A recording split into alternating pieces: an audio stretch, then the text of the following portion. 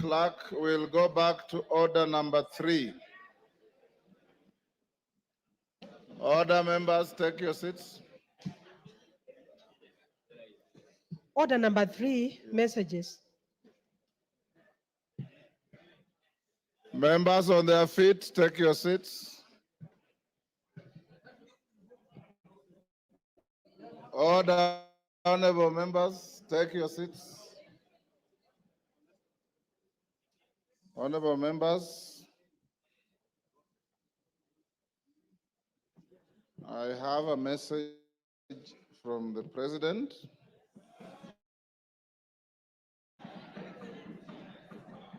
On the nomination of Professor Kithure Kindiki, EGH, to fill the vacancy in the office of the Deputy President of the Republic of Kenya. Order. Order, members. Honorable members, pursuant to the provisions of Standing Order 42.1, I wish to report to the House that today morning, I have received a message from His Excellency the President regarding the nomination of Professor Kithure Kindiki, EGH, to fill the vacancy which has occurred in the office of the Deputy President of the Republic. Have transformed into cooperatives to oversee the administration and management of their natural resource. Unfortunately, it's alleged that some members of the security agencies have begun engaging in illegal mining activities in the area, providing misleading response to justify the continued closure, thereby excluding the residents and benefiting from the residents from benefiting from the situation. In September 2024, Marsabit County leaders met with the Cabinet Secretary for Ministry of Interior and National Administration to discuss the reopening of the illegal gold mine and other security concerns. Although there was an unanimous agreement to reopen the mine, just 2 weeks later, the Cabinet Secretary extended the closure by another 30 days, further disadvantaging the local community. Honorable Speaker, it's against this background that I request for a statement from the chairperson of the Departmental Committee on Internal Security and National Administration on the following. 1, a report on the status on progress towards the reopening of the illegal gold mine. Number 2, actions being taken by the Ministry of Interior and National Administration to facilitate the reopening of the illegal gold mine, along with the implementation of necessary administrative and security structures to safeguard lives, property, and the welfare of the local community. And finally, efforts to ensure that the cooperative established by the residents are recognized by the legitimate artisanal miners. Thank you, Mr. Speaker. Order, honorable members. Clerk will go back to order number 3. Order, members, take your seats. Order number 3, messages.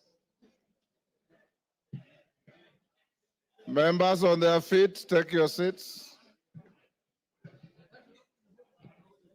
Order, honorable members, take your seats. Honorable members, I have a message from the President on the nomination of Professor Kithure Kindiki, EGH, to fill the vacancy in the office of the Deputy President of the Republic of Kenya. Order. Order, members. Honorable members, pursuant to the provisions of Standing Order 42.1, I wish to report to the House that today morning, I have received a message from His Excellency the President regarding the nomination of Professor Kithure Kindiki, EGH, to fill the vacancy which has occurred in the office of the Deputy President of the Republic of Kenya following the impeachment of the previous office holder. Honorable members, as you are aware, Article 149(1) of the Constitution provides as follows, and I quote, "Within 14 days after vacancy in the office of the Deputy President arises, the President shall nominate a person to fill the vacancy, and the National Assembly shall vote on the nomination within 60 days after receiving it." Honorable members, as you are aware, for a person to hold the office of Deputy President, the person must meet the requirements specified in Article 148, as read together with Article 137 of the Constitution. In the message, His Excellency the President indicates that as a prerequisite to the nomination, he sought and received confirmation from the Independent Electoral and Boundaries Commission, IEBC, that the candidate is qualified to vie for election as a member of Parliament in accordance with Article 137(1) of the Constitution. Further, His Excellency the President confirms that he has sought and received clearances from the following institutions with respect to the candidate. 1, the Kenya Revenue Authority, KRA.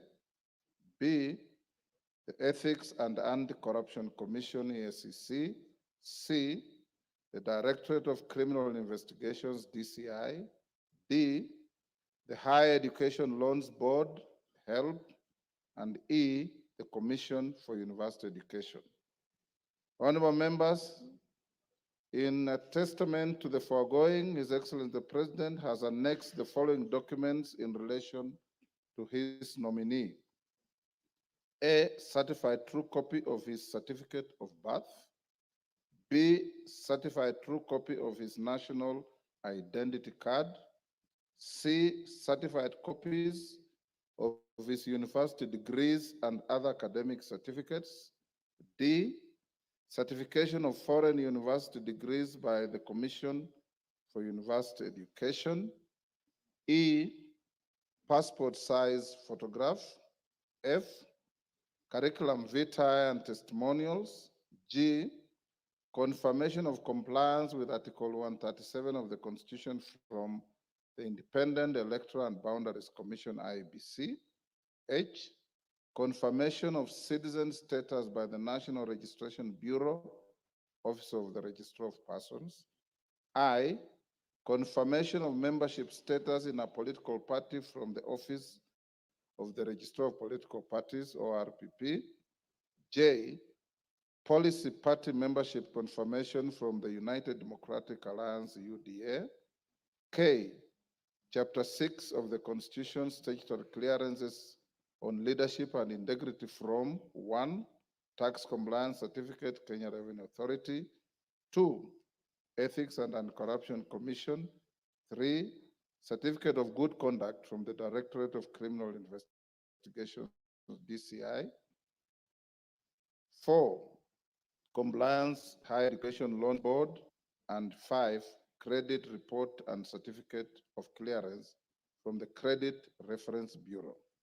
In view of the foregoing, honorable members, and having perused the attached documents, I am satisfied that the candidate meets the requirements under Article 148 as read together with Article 137 of the Constitution to fill the vacancy in the office of the Deputy President. Consequently, the nomination is properly before the House for purposes of the decision required under Article 149(1) of the Constitution. Honorable members, Article 149(1) of the Constitution suggests that states that upon receipt of a nomination of a person to fill a vacancy in the office of the Deputy President of the Republic of Kenya, the House is required to vote on the nomination. Considering that the House is scheduled to proceed on recess at the rise of the House this afternoon, I'll convene a meeting of the House Business Committee immediately hereafter to deliberate on the next steps to be taken by the House. Thereafter, I will guide the House on the decision of the House Business Committee, and the House is accordingly guided. I thank you.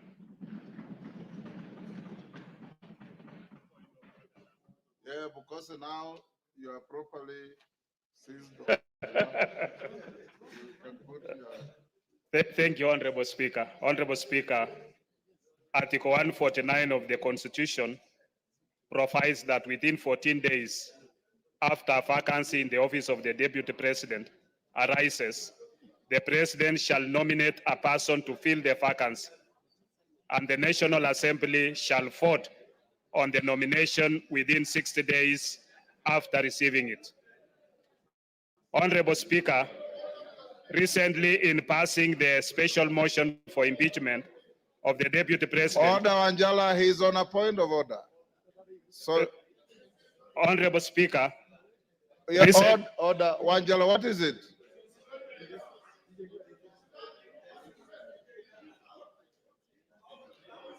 Order, Honorable Shinali. Order, Honorable Shinali, will you be upstanding? You are not properly dressed. You go and dress in a proper manner and come back. Who else? Honorable Zair. You are no. Him is a Muslim, is wearing a Friday prayer meeting. Go on, Bukosen.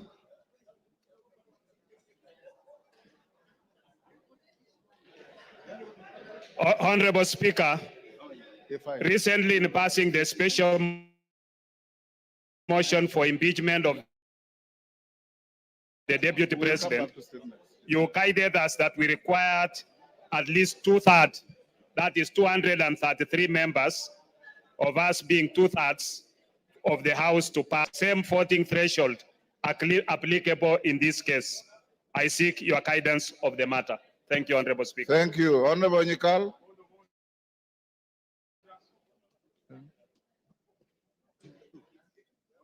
Yes, Milemba. Honorable Shinali, retreat quietly and dress up and come back. Thank you, Honorable Speaker. Honorable Speaker, the business before this House is one which requires us to vote on the nomination of a person to fill a vacancy of the Constitution. Honorable Speaker, as is a practice before the House takes a vote on a matter, members are accorded an opportunity to debate and give their views on the business before the House. Honorable Speaker, to this end, I seek your guidance on whether we shall be given an opportunity to debate on the nomination and give our views. Thank you, Honorable Speaker. Wangwe. On whether this House will be required, Honorable Speaker, to undertake the vetting and approval process as required by the Public Appointments Parliamentary Approval Act. Number two, Honorable Speaker, of my concern is that, Honorable Speaker, Article 124, particularly subsection 4 of the Constitution, provides that when a House of Parliament considers any appointment for which its approval is required under the Constitution or an Act of Parliament, the appointment shall be considered by a committee of the relevant House, and the committee's recommendation shall be tabled in the House for approval. Honorable Speaker, in your communication, you have not given us indication on how you are going to handle that process. Maybe, Honorable Speaker, you can guide me on how you intend to handle it. Thank you, Honorable Speaker. Thank you. Jen Kakiri. Yes. Member for Laikipia. Thank you, Honorable Speaker. You've just conveyed a message from His Excellency the President on the nomination of Professor Kithure Kindiki to fill the vacancy of the office of the Deputy President, which occurred yesterday, to fill the vacancy of the office of the Deputy President, which occurred yesterday following the conclusion of the impeachment proceedings at the Senate. Honorable Speaker, we are now here to vote on the nomination as required by the Constitution. Honorable Speaker, could you please guide the House on whether we are acting within the constitutional deadline? And is it in order for the nomination to happen today after receiving the notification from the President today? Thank you, Honorable Speaker.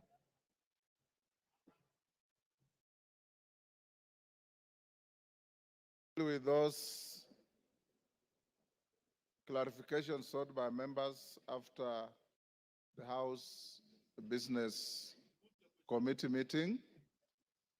Honorable members, I will now require the Deputy Speaker to come to the chair and carry on with the proceedings.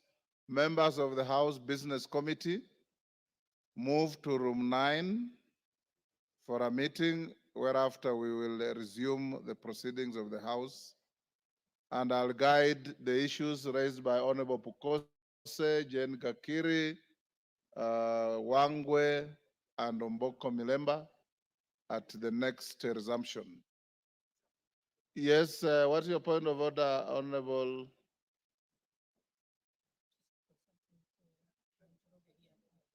Thank you, Honorable Speaker. Honorable Speaker, I want to join my very good friend, the Honorable Pukose, in seeking your direction, Mr. Speaker, with regard to Article 149 of the Constitution on the appointment of and approval by a vote of the Deputy President. Mr. Speaker. The words of the Constitution are very clear. Yes. It is appointment and vote. And vote. I agree. Approval is not used. Yes, not used, Mr. On Speaker. this article. Mr. Speaker, you know, this Constitution we are borrowed heavily from the US Constitution. The 25th Amendment of the US Constitution, which was passed in 1967, has a similar provision that provides that a vice president shall be appointed, shall be nominated by the president and approved by a vote by the House. It uses the words confirmation, Mr. Speaker. Previously in the United States, Mr. Speaker, before the 25th Amendment, there was no similar provision. In fact, there was in the past, before 1967, there was a cumulative of 37 years when there was no vice president, when one either passed away or one was appointed as became the president. And so, Mr. Speaker, we would like you to express yourself with regard to this issue. What is the threshold? On the removal of the deputy president is 2/3. So is the approval or by vote of the deputy president 2/3, because it's not provided in the Constitution. Honorable Chepkonga, Yes. if you are paying attention, you are saying exactly what Bukose said. Oh, I'd And walked you are out. sitting next to him. No, I walked out, Mr. Speaker. Yes. I walked out. So Word for word, what you are asking me to say. Yeah, he has stolen from me, Mr. Oh. Speaker. Yes. Yes, Wamboka. DK, if you want to catch the speaker's eye, there's no provision for you to stand up. You sit and I'll give you. Yes, Wamboka, member for Bumula. Honorable Speaker, as you are aware, Article 118 of the Constitution requires this House to facilitate public participation in its legislative and other business of the House. Honorable Speaker, the issue of public participation is a sensitive matter which has often attracted debate and court challenges. Indeed, our recent experience in considering the special motion for removal of the Deputy President made us even appreciate better the need for public participation. Honorable Speaker, with this in mind, please guide this House on whether we shall be expected to conduct public participation in voting for the nomination to fill the vacancy in the office of the Deputy President. Thank you. DK. Thank you, Mr. Speaker. I'm rising on a point of order, still on the same issue that I need your guidance. Looking at His Excellency the nominee, we just vetted not more than 2 months ago, and that implies not more than 6 months ago. And the questionnaire that is expected is still the questionnaire that we used. Why don't we use the same motion and we use the same output and we just put the motion and we put the question and we finish today? Thank you. Daud. Yes. Thank you, Mr. Speaker. Mr. Speaker, it's great that Honorable Kithure Kindiki has been nominated by the President. My question is, Mr. Speaker, will IEBC have to be involved as the same was done during the election, or it is not a factor in this case? While I congratulate Kithure Kindiki for nomination. Donya, what is it? Mr. Speaker. On the same issue? Yeah, on the same issue. Go ahead. He's saying that we use the same questionnaire that he used as the interior for the position of the deputy president. He's incorrect because you cannot use the same questions when it is a different docket. He's out of order. Thank Mr. you for Speaker. helping the speaker. Yes, member for Langata.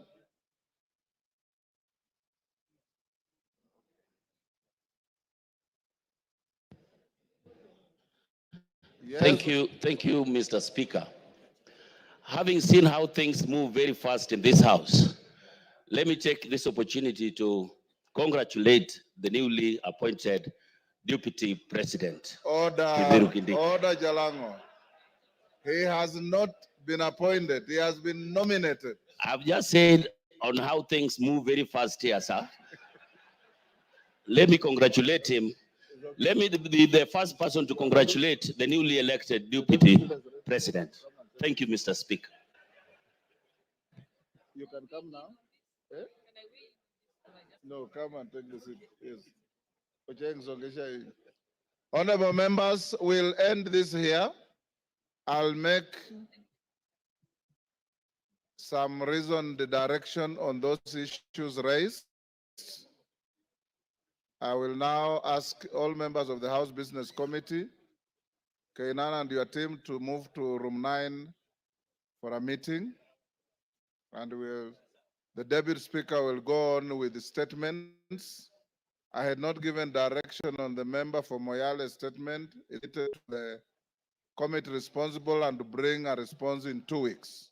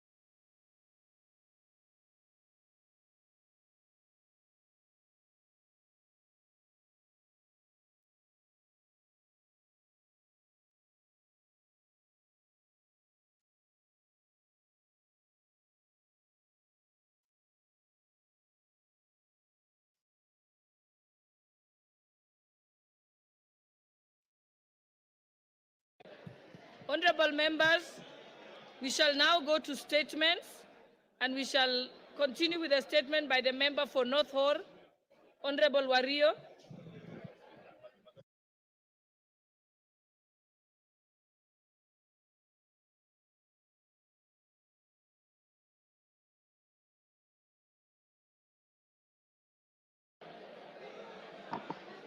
Thank you, Honorable Speaker.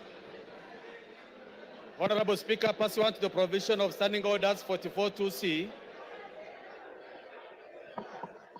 Order, honorable members. Order, honorable members. Order, honorable members.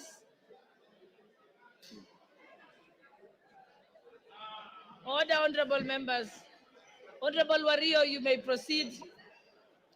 Honorable Speaker, pursuant to the provision of Standing Orders 44(2)C, I rise to request for a statement from the chairpersons of the Departmental Committee on Agriculture and Livestock and Departmental Committee on Regional Development regarding the perpetual drought crisis and resultant loss of lives and livelihoods in arid and semi-arid lands, and especially in North Horr constituency. Honorable Speaker, Northern Kenya is largely arid and semi-arid lands, and as a result, it is highly susceptible to the vagaries of climate change and climate-induced disasters. During the recent drought, there were several lives lost due to unmitigated droughts and persistent famine in the region. Furthermore, the ASAL regions lost an estimated 2.6 million livestock, which the NDMA estimated to be worth 226 billion. It is worth noting that Northern constituency, spanning 39,000 square kilometers, 1.5 times size of Rwanda, is the largest constituency in Kenya and optimizes the challenges faced by the northern region. This area, highly susceptible to climate change and climate-induced disasters, has recently witnessed devastating losses. Communities lost over 90% of their livestock. Malnutrition rates rose to 3 times the global average. Thousands of the children drop out of school. Even with the recent normal rains, the population in North Horr still faces life-threatening food crisis, with minimal and intermittent government support through relief foods. Despite the availability of vast land as the main factor of production and the ability to predict these weather conditions and with the use of ICT-based technology, the government interventions have largely been reactive and short-term, perpetuating cycle of dependency. Honorable Speaker, the Northern Kenya Development Plan is a sustainable plan to cushion communities in the region from the adverse effects of the climate change and climate-induced disasters. Unfortunately, this plan is yet to be implemented to transition pastoralists and victims of climate disasters from dependency of relief food to long-term and sustainable livelihoods and food security interventions. Honorable Speaker, it is against this backdrop that I request a statement from the chairperson of the Departmental Committee on Agriculture and Livestock and Regional Development on the following. 1, plans on how the government intends to leverage on demonstrated capacity for transformative projects in technology, water, and large-scale infrastructure projects to prioritize food security and enhance dignity of the population in North Horr and the ASALs of Northern Kenya. B, an explanation on why the government allocates substantial resources for relief food annually, but minimal or no resources for specific, smart, measurable, and realistic food security programs in the ASAL of Kenya.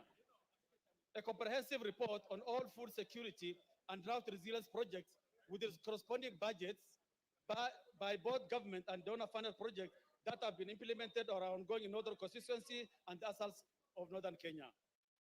Reasons why ASAL regions of Kenya remain vulnerable to climate change effects despite numerous national plans, including a report on the implementation status of the Northern Kenya Development Plan. Finally, a detailed analysis of the audited impacts of initiatives aimed at cushioning Kenyans from the effects of the climate change, with a specific attention to Northern region, including timelines for implementation of sustainable solutions. Thank you, Honorable Speaker.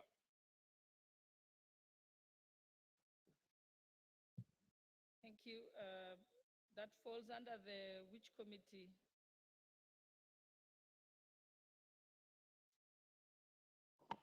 Environment? Committee of Agriculture and Livestock and Regional Development. Honorable Mutunga, are you here? Do you have any response? Or do you want to say something about it? Honourable Speaker, we can promise to get a response in the next 2 weeks, soon after the recess. Thank you. Honorable members, before we move to the next statements,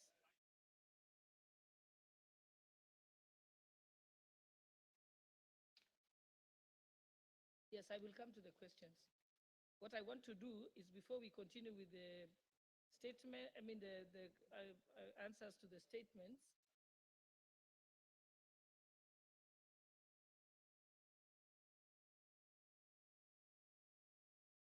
I will give you the opportunity. We'll go back to we are going to go to the statement. So you'll have an opportunity, Honorable Pukose.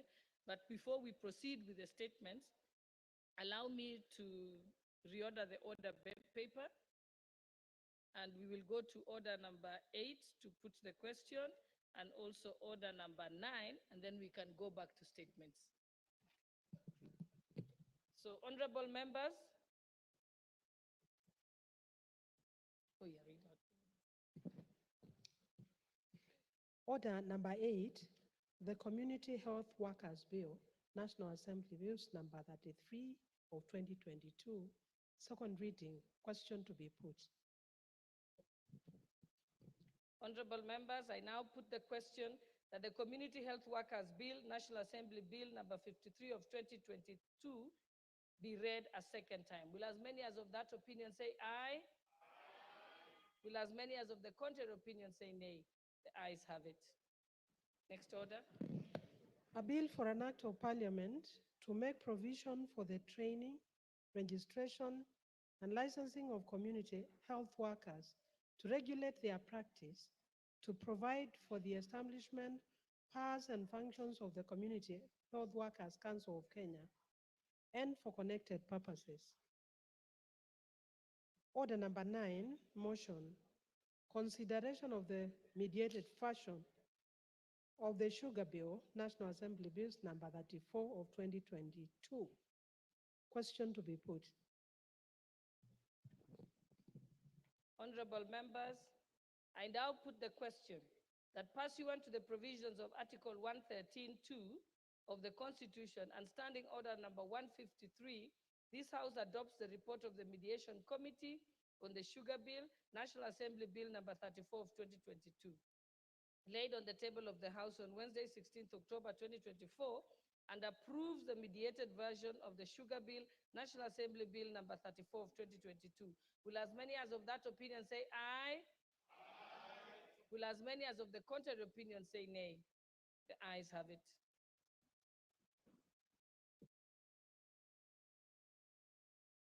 So, honorable members, we go back to statements, and I think we have the statement. Yours not the first one, Honorable. Yes, I have the list here. I think we are starting with the one for Honorable Bernard Kithure, MP for Nandi Hills. I think it was supposed to be answered by the Administration Internal Security Committee. Is Honorable Kithure? Yeah, Honorable Speaker, pursuant to Standing Order 44(2)C, I rise to request for a statement from the chairperson of the Departmental Committee on Administration, Internal Affairs, regarding the kidnapping and torture of Mr. Pascalis Kosgei. Honorable Speaker, on the 15th July 2024, Mr. Pascalis Kosgei of ID number 26289458, the chairman of the Nandi Hills Border Association, was kidnapped in Kerengwet village, Nandi Hills constituency. He was tortured for 6 hours before being dumped unconscious and naked in a tea plantation miles away from his home. This incident occurred on the same day he led a major demonstration alongside other area leaders against multinational tea estates, demanding increased employment for locals and a reduction in the use of tea plucking machines. Prior to his abduction, Mr. Kosgei reported that he received numerous calls regarding his whereabouts, including from a senior DCI officer recently transferred from Nandi Hills. His kidnapping sparked significant outrage within the constituency and was reported at Nandi Hills Police Station under the occurrence book number 39/15/7/2024. Honorable Speaker, it is important to note that Kenya is a signatory to the International Convention for the Protection of All Persons from Enforced Disappearance. However, the country has yet to ratify this crucial agreement which would be instrumental in addressing violation of human rights and ensuring accountability for victims and their families. Honorable Speaker, it is against this background that I seek for a statement from the chairperson of the Departmental Committee on Administration and National Security. And in the statement, the chairperson should address the following. 1, status of the investigation on the kidnapping and torture of Mr. Pascalis Kimurgor Kosgei. 2, any steps the government is taking to stop abductions, enforce disappearances and killings in the country. And 3, when the ministry will forward to Parliament the International Convention for the Protection of All Persons from Enforced Disappearance for ratification. I thank you, Honorable Speaker. Chairperson for the Administration and Internal Security, Honorable Russo, you are speaking on behalf of the chair. You may proceed. Thank you, Madam Speaker. Madam Speaker, what honorable colleague from Nandi Hills has raised is fundamental. It is about human rights and protection of lives and sanctity of life, which is enshrined in our Constitution. Madam Speaker, we'll need 2 weeks after the recess to respond. Thank you, Honorable Speaker. Thank you. I think it's one thing I addressed with some of the committees. Even though we are going to recess, if you dispatch the letter now or during the recess, then you can have a response by the time we come back from recess. Because the executive is not on recess. So I think you adjust it that way. Thank you. Next, we have a statement, a request for a statement by the Honorable Christopher Aseka, member for Kithure. Thank you, Madam Speaker. Honorable Speaker, pursuant to the provisions of Standing Order 44.2c, I rise to request for a statement from the chairperson of the Departmental Committee on Administration and National Security regarding scrapping the application fees for issuance of identity cards. Honorable Speaker, every Kenyan is entitled to issuance of a national identification card upon attainment of a maturity age of 18 years. Possession of this ID card is especially critical in facilitating Kenyans' youth to access basic services such as university and college funding, employment opportunity, recruitment to disciplined forces, and enrollment for financial services such as M-Pesa and banking. Sadly, Honorable Speaker, the government requirement for payment of a mandatory application fee of 300 Kenya shillings is hindering many teenage first-time applicants from acquiring national identity cards. Clearly, at the age of 18 years, teenagers applying for these identification cards do not have income of their own to pay fees and to meet other related costs, such as convenience fees charged by Huduma centers.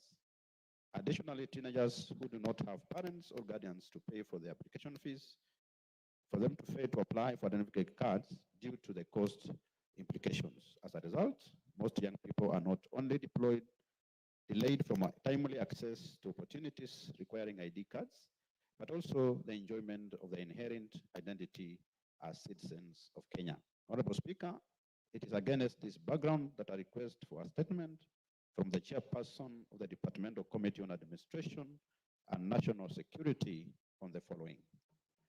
Clarification on the justification for levying and application fee of 300 Kenya shillings for issuance of national identity cards for first-time teenagers applicants who do not have their own income. And 2, the action being taken to immediately scrap the application fee for the first-time teenage applicants in order to remove the prohibitive financial obligation and hinders them from obtaining the critical document. I thank you, Honorable Speaker. Thank you, Honorable Russo. Yes, proceed. You want to respond to him? Give them a timeline. Thank you, Madam Speaker. Madam Speaker, I think that issue is a hot issue in the country because if youngsters don't have anything, they live with their parents and they are told to get an ID card, they must pay for it. I think it's something that we have not yet reach that stage, even as a country. Yes, in developed countries, youngsters start working from as early as 15 years, and they have some income. So for that reason, I think as a committee, we will need a serious debate with the department, and we'll give a comprehensive response by the time we are through with the recess. Thank you, Honorable Speaker. Honorable Russo, the fees, that was in it was gazetted regulations, or how was it implemented? Actually, Madam Speaker, the fees were gazetted. It was just as a means of raising revenue by the department. But there was not concerted discussion with even the Committee of Parliament. So for that reason, whereas it is out there in the public domain, I think we need to review that position because it raises fundamental issue. There are those children of members of parliament. They can afford it. What about the children of peasants who don't have anything, even affording a meal a day? So for that reason, I think we will work on it. And after the recess, we'll be able to respond to it. Thank you, Honorable Speaker. Because I'm assuming that it should have been given, it should have come to the Committee for Delegated Legislation, because then that's at the point that they could approve or nullify it. So maybe liaise with that committee. Thank you. Okay, the next request for a statement is by Honorable Dr. Robert Pukose.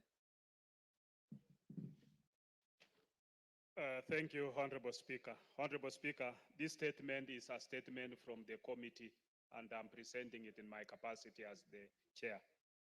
Honorable Speaker, pursuant to Standing Order 44.2C, I rise to request for a statement from the chairperson of the Departmental Committee on Education regarding government financial assistance to students enrolled at the Kenya Medical Training College. Honorable Speaker, this matter is of great significance to many aspiring medical professionals across our nation, as KMTC students are integral to our healthcare system. Their training and expertise directly contribute to the quality of care provided to our citizens. Ensuring that these students receive adequate financial assistance is essential not only for their success, but also for the future of healthcare in Kenya. Honorable Speaker, it is against this background that I seek for a statement from the chairperson of the Departmental Committee on Education on the following. One, to clarify whether KMTC students currently placed in KMTC campuses by the Kenya Universities and Colleges Central Placement Service, KUPS, are entitled to the financial assistance provided by the Higher Education Loans Board, HELP, that is available to all students pursuing higher education in Kenya. Two, indicate if KMTC students are eligible for student loans offered under the purview of the Ministry of Education, and if so, when will they receive financial assistance, including student loans under the new funding model being introduced by the Ministry of Education. Three, state whether the Ministry of Education continues to allow the Ministry of Health through KMTC to collaborate with the Higher Education Loans Board in dispersing students' loans to students at medical training colleges as has been practiced previously. Four, explain the actions taken by the Ministry of Education to ensure that KMTC students have access to financial assistance, thereby promoting equity and inclusivity in higher education financing comparable to that of other students across the country. And if you could allow my Vice Chair, Honorable Speaker, to also make a comment on it. Okay, proceed, Honorable.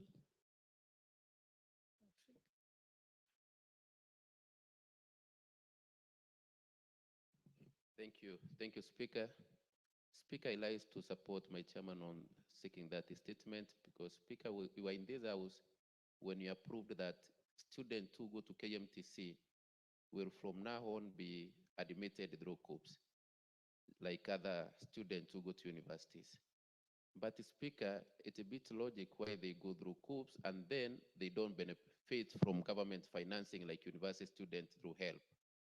So Speaker, what we are urging as a committee is that let students too go to KMTC, since they go through COOPs like other university students, also benefit from my education launch board in financing the education, Madam Speaker. Madam Speaker, as we try to achieve universal health coverage in this country, the most important candidates that will help us to achieve UHC in this country are the nurses, are the clinic officers, are the public health officers, and the KMTC trains the back of this lot, Madam Speaker. So for us, it's just a request that let those who go to KMTC also be beneficiaries of higher education loans board, Speaker. Thank you, Madam Speaker. Thank you, Chairperson for the Education Committee.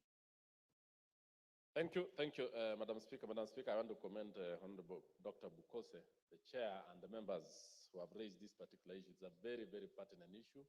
And I think as the rule requires, mid-level colleges and universities, students in the Republic are supposed to get loans, scholarships through the Higher Education Loans Board and also University Funding Board.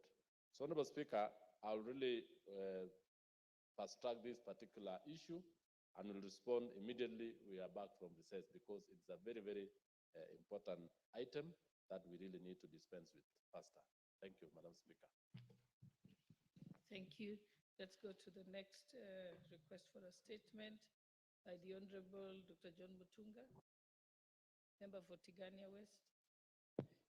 Thank you, Honorable Speaker. Honorable Speaker, pursuant to the provisions of the Standing Order 44.2c, I wish to request for a statement from the chairperson of the Departmental Committee on Finance and National Planning regarding the utilization of pension funds for national building. Honorable Speaker, the Retirement Benefit Act 1997 provides for among other things, requirements for the effective management and investment of the pension fund in Kenya. The statute also establishes the Retirement Benefits Authority, which oversees the prudent management of pension schemes and ensures responsible investment of pension funds.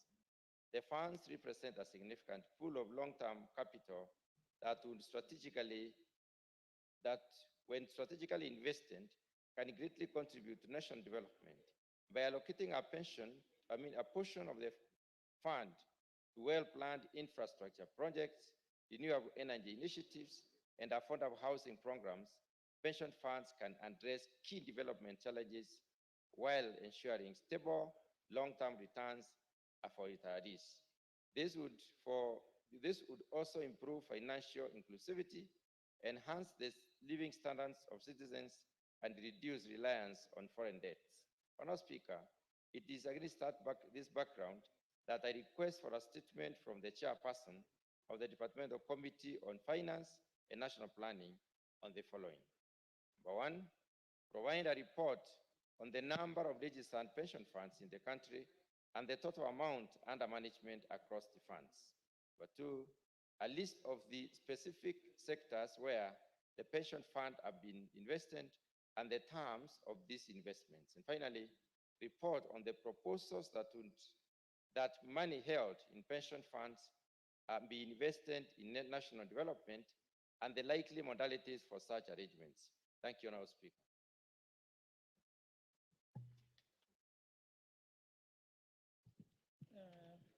The chairperson for the Committee on Finance and National Planning, Honorable Kuria. Thank you, Honorable Speaker. Honorable Speaker, I want to thank the Honorable, my colleague, the Chair for Agriculture, Mutunga, for requesting for this statement.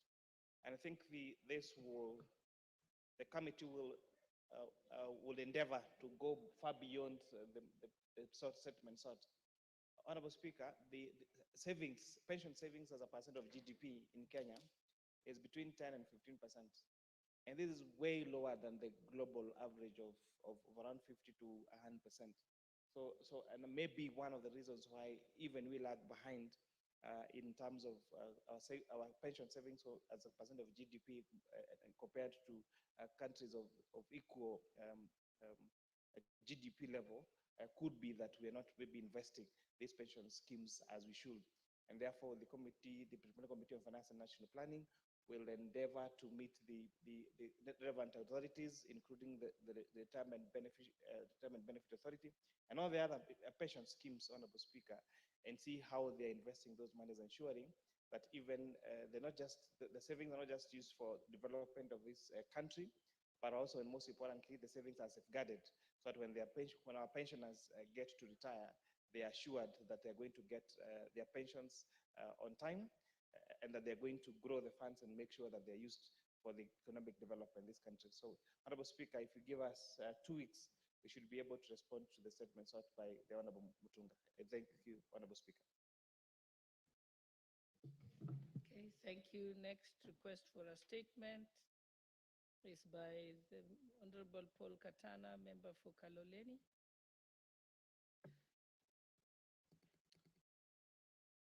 Honorable Speaker, pursuant to Standing Order 44-2C, I raise to request for a statement from the chairperson of the Department Committee on Tourism and Wildlife on elephant invasion in Kayafungo in Kaloleni. Honorable Speaker, Kayafungo is a sacred Giriama shrine set within a natural forest filled with towering ancient trees. Unfortunately, the invasion of elephants has severely impacted the area, leading to the destruction of nearly all its trees and places of worship. While these majestic creatures are an essential part of our national heritage, they have also become a major source of property damage and fear of residents. Honorable Speaker, it is against this background that I seek for a statement from the chairperson of the Departmental Committee on Tourism and Wildlife. In the statement, the chairperson should address the following.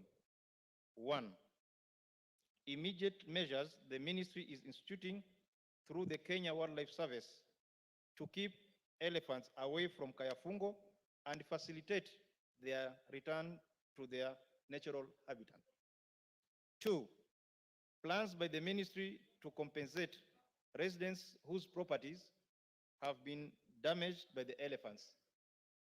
3, measures in place to restore the damaged Giriama shrine and its surrounding environment to its original state, as well as to protect it from future elephant invasion. Thank you, Madam Speaker. The chairperson for the Departmental Committee for Tourism and Wildlife. Oh, you're there? Okay, Honorable Muge. Honorable Chair, I'm not the chairperson of the said department or a member, but Honorable Speaker, I wanted to add my voice to the said matter. Honorable Speaker, I come from a county that has a lot of animals, especially monkeys. Honorable Speaker, this matter has to be accorded the attention it deserves. There's a whole belt in my county, Honorable Speaker, running through the valley, the Nandi, the Aldai, and the Tindred constituency. Honorable Speaker, those people hardly harvest anything because anything that they plant is eaten by the monkeys, Honorable Speaker. And these people, Honorable Speaker, are not getting the attention from the concerned authorities so that their crops and their plantations can be protected, or Honorable Speaker, they can be advised on what else to do that will not attract the animals to their farms and eat their foods and their crops, Honorable Speaker. So, Honorable Speaker, in support of the member who was asked for this statement, I add my voice that this particular department, Honorable Speaker, should be able to do a thorough audit and be able to map all the animals, Honorable Speaker, that are actually becoming a source of conflict between the humans and the animals, so that we can look for a way, Honorable Speaker, to safeguard those people, to make sure that their lives is ongoing and they are comfortable in their living, and the animals also, Honorable Speaker, are comfortable so that they can be able to have a better coexistence, Honorable Speaker. I thank you. Thank you. Is there a member of that committee in the House? Okay, then I think Honorable Wako, I think we'll task you to ensure that it goes to the relevant committee. Next we have. Thank you. Next we have another request for a statement. Honorable Wanjiku Muya, member for Kipipiri. Thank you, Honorable Speaker. Honorable Speaker, pursuant to the provision of Standing Order 44-2C, I rise to request for a statement from the chairperson of the Departmental Committee on Transport and Infrastructure regarding the unmarked bumps along flyover Jabini, Kipipiri, or Karau Nyahururu Road. Honorable Speaker, there are several concerns regarding the safety and well-being of both road users and the surrounding communities due to the erection of unmarked speed bumps along the flyover Jabini, Kipipiri, or Karau Road to motorists. The unmarked bumps on the Kenha Class A road pose a significant risk to motorists. The lack of clear signage, markings, and proper visibility has already resulted in several near-miss incidents and in some cases, accidents. The sudden appearance of this speed bump forces drivers to brake abruptly, increasing the likelihood to rear-end collision, particularly at night or in adverse weather conditions. Additionally, residents are worried about the heightened risk to pedestrians, especially school children, as vehicles may swerve unpredictably to avoid the unmarked bumps. Moreover, the damage to vehicles caused by sudden impact with these bumps has placed unnecessary financial burden on road users.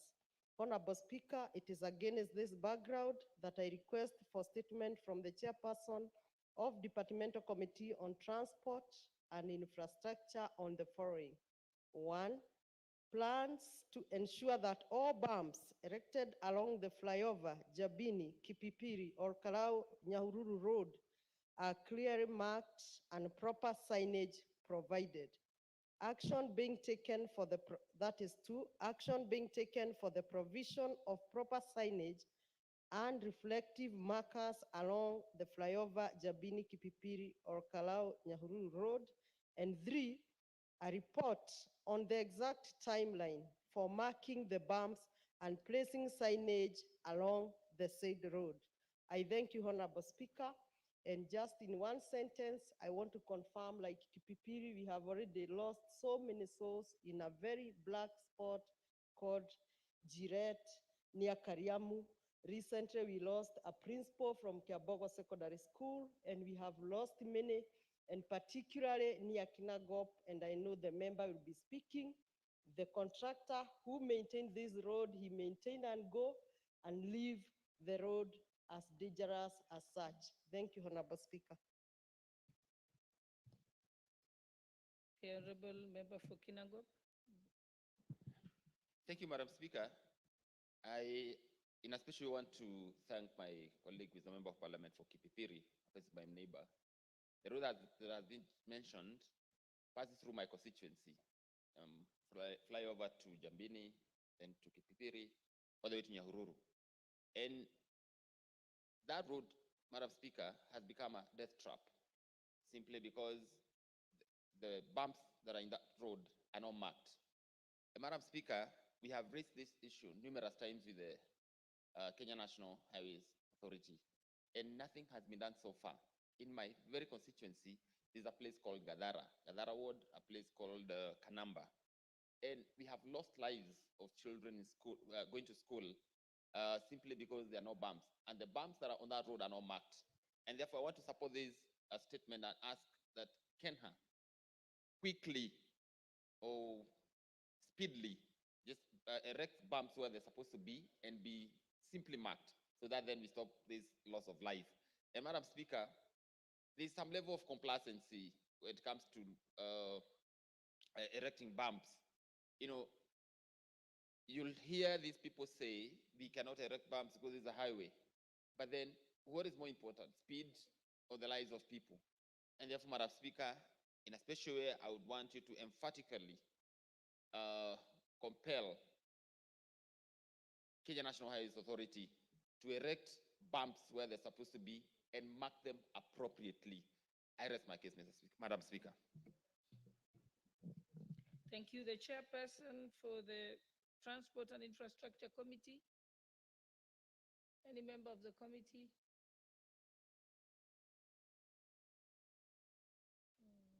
Okay, so I think Honorable Wako, again, we leave this one to you.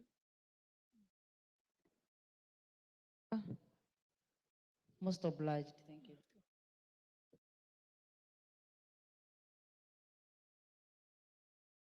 The last statement, we have a statement from the Honorable Member for Chuka, Honorable Patrick Tigwa.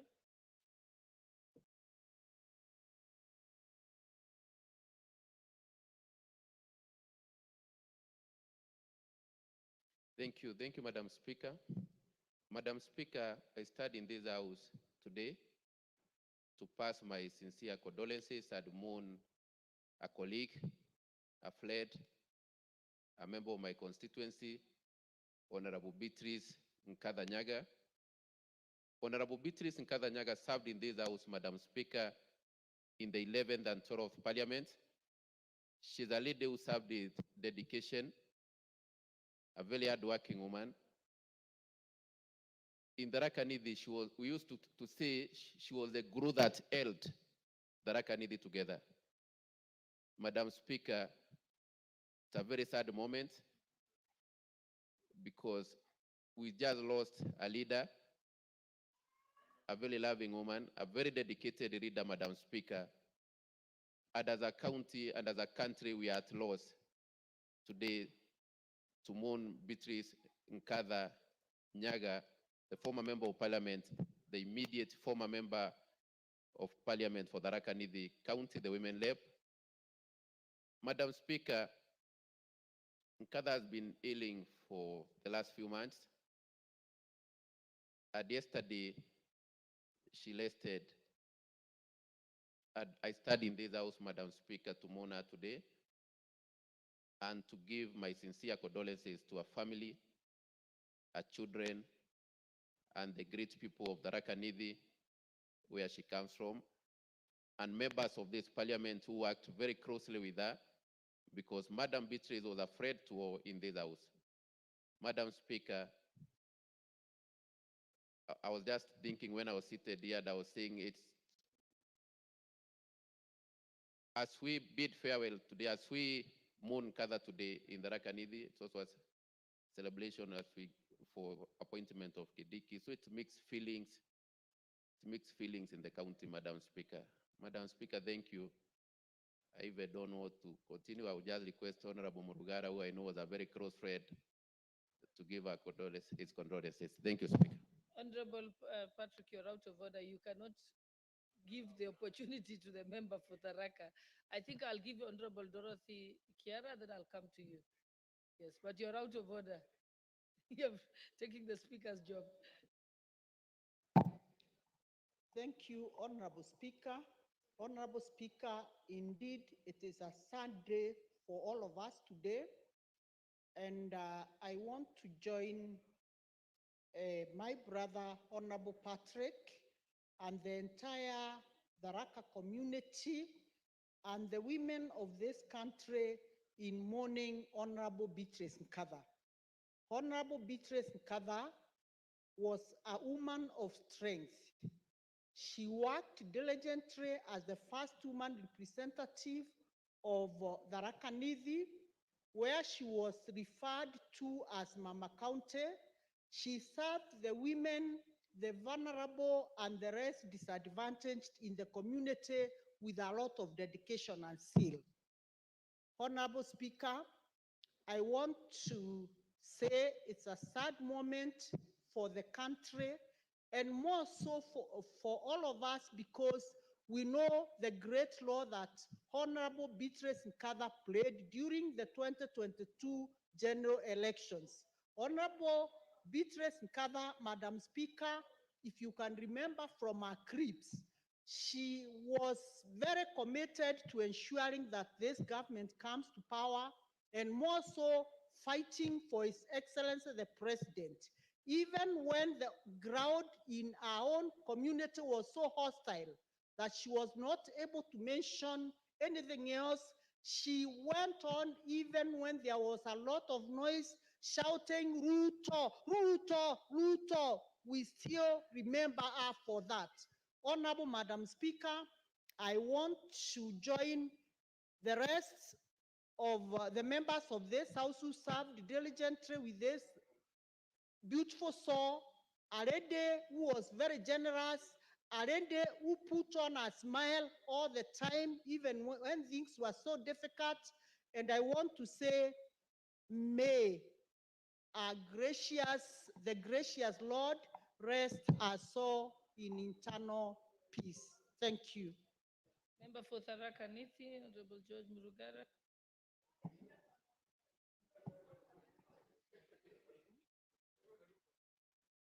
I will come to you. I'm just following the order of the names that came here. I can see Honorable Mishim Boko is next. Yes. You're out of order, Honorable. Proceed, Honorable Member for Tharaka. Thank you. Thank you very much, Madam Speaker. Madam Speaker, allow me to join my colleague, neighbor and countier of Tharaka Nithi, the Honorable Patrick Munenen Tuiga, who represents Chukaigamba Ngombe and is the local member of parliament for the late Honorable Beatrice Nkatha Nyaga. May I join him on behalf of the people of Tharaka constituency, Tharaka Nithi County, and all the well-wishers of the country as we relay our unreserved condolences to the family of the late Beatrice Nkatha. Madam Speaker, Honorable Beatrice Nkatha was a lady to behold. She served the county of Tharaka Nithi for 10 years without a blemish.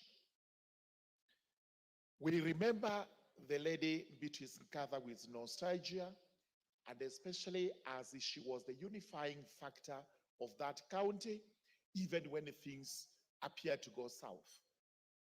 She spoke for all of us. She loved the county.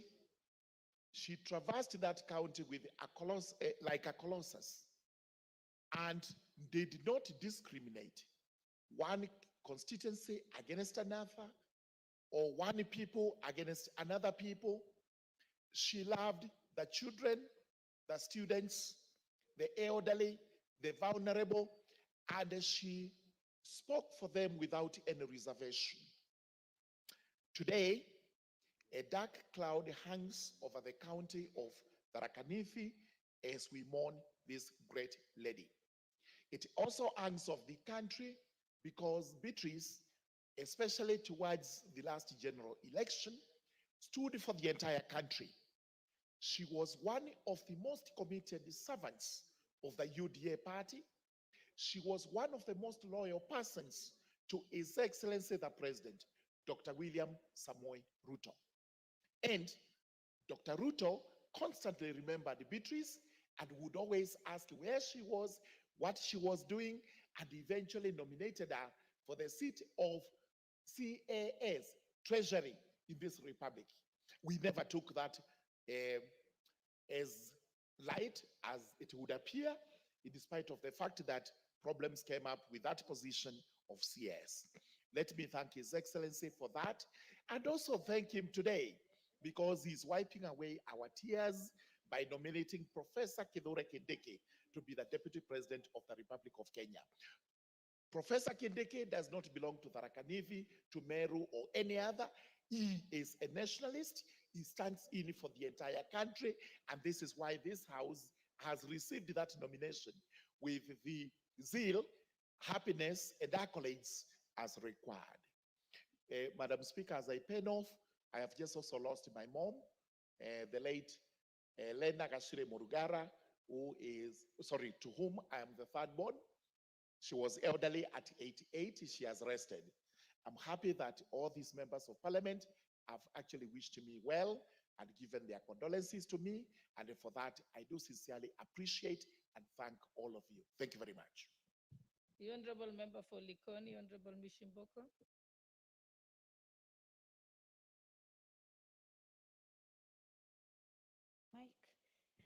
Asante sana Bi Speaker, na mimi nachukua nafasi hii kwa niaba yangu, niaba ya eneo bunge langu la Likoni na niaba la watu wa Mombasa niweze kutoa risala zangu za rambirambi kwa mwenda zake dada yetu Beatrice Nkantha, na niseme Mheshimiwa Beatrice tulikuwa naye katika bunge hili la kitaifa, na alikuwa kiongozi shujaa sana, kiongozi ambaye alikuwa anapenda watu sana, kiongozi ambaye kila wakati ukimwona alikuwa na furaha na bashasha, kiongozi aliyekuwa na msimamo thabiti wa kutetea chama chake na kutetea kiongozi ambaye alikuwa ni wa chama chake.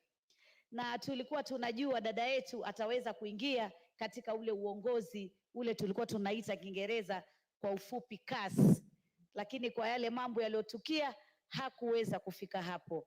Tunasikitika sana, hata nimetamautishwa kusikia kwamba alikuwa amegonjeka kwa muda mfupi, takriban kama miezi miwili hivi. Tungekuwa tumejua, haswa sisi kama kina mama, tungeweza kumtembelea na kuweza kumwombea dua ili Mungu ampatie afueni. Lakini tunajua sisi tulimpenda, lakini Mwenyezi Mungu amempenda zaidi. Mheshimiwa Beatrice, wakati mmoja tulikuwa naye katika kamati moja na tulikuwa karibu sana na yeye, na nilipenda sana mavazi yake. Wakati akivaa alikuwa mama maridadi sana. Hata utaona kile kibeti anachobeba, viatu anavyovaa, nguo anayovaa, yote itakuwa inawiana. Yani alikuwa mama ambaye ni mtanashati sana sana, na alikuwa mama ambaye hana fujo na mtu wala hana dhiki na mtu. Pia tulikuwa kina mama wa kwanza tukiwa na yeye kuwa katika kiti cha kuwakilisha katika kaunti zetu, mimi nikiwa kule Mombasa na yeye akiwa anawakilisha kule sehemu ya kwao. Tulikuwa wa kwanza baada ya kupata katiba mpya ya taifa letu ya Kenya. Tunasikitika na tunaomboleza pamoja na ndugu zetu wa sehemu zile za Meru, sehemu zile za Tharaka, kumpoteza shujaa wetu, dada yetu Beatrice Nkantha. Tunaomba Mwenyezi Mungu ailaze roho yake mahali pema peponi, na tunaomba serikali ya Kenya Kwanza kupitia Daktari William Samoei Ruto, kwa sababu huyu alikuwa kiongozi wako shujaa, kiongozi wako mwenye msimamo, uweze kuangalia familia yake. Yeye ni mwenda zake sasa, lakini najua ana watoto, pengine hata ana wajukuu. Tusiwatupe viongozi wetu wakati wamepatwa na misiba.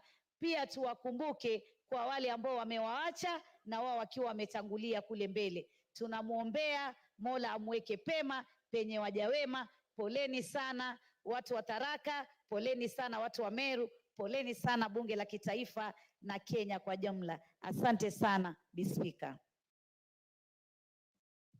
The Honorable Member for Nairobi County, Honorable Esther Pasari.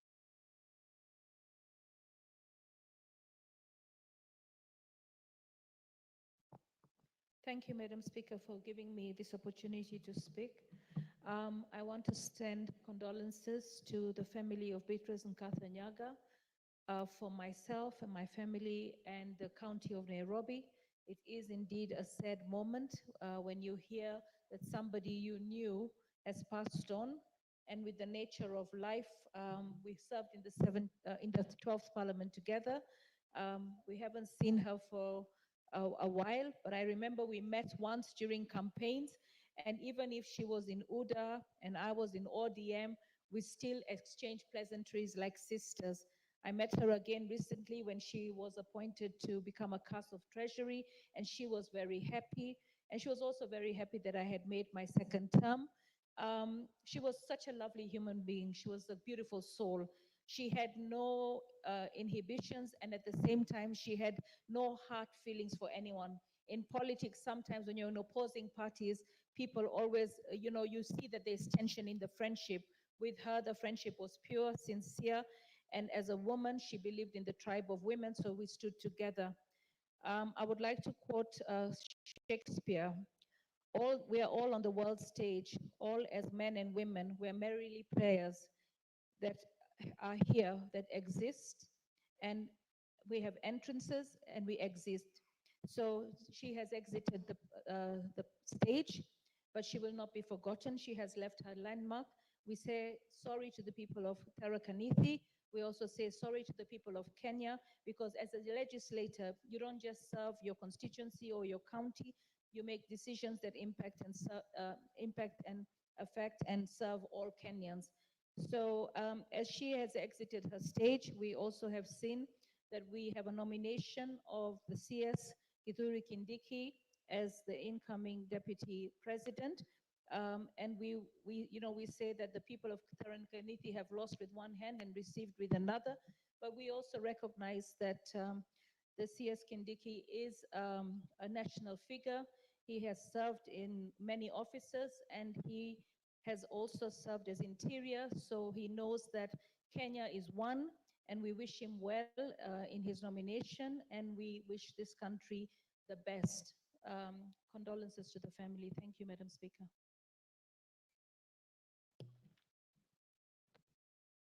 Honorable members, I think we need to close this.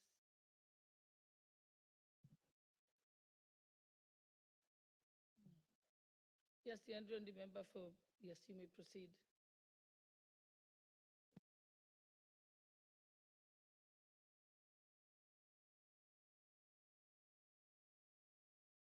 Yeah, I'll give you the member for Tharaka, I'll give you after. You may proceed first, double N. Thank you, Madam Speaker, for giving me this opportunity to send my condolences to the late Mheshimiwa Beatrice Ngatha from the Tharaka Nithi County. I know her personally. We have met in many occasions.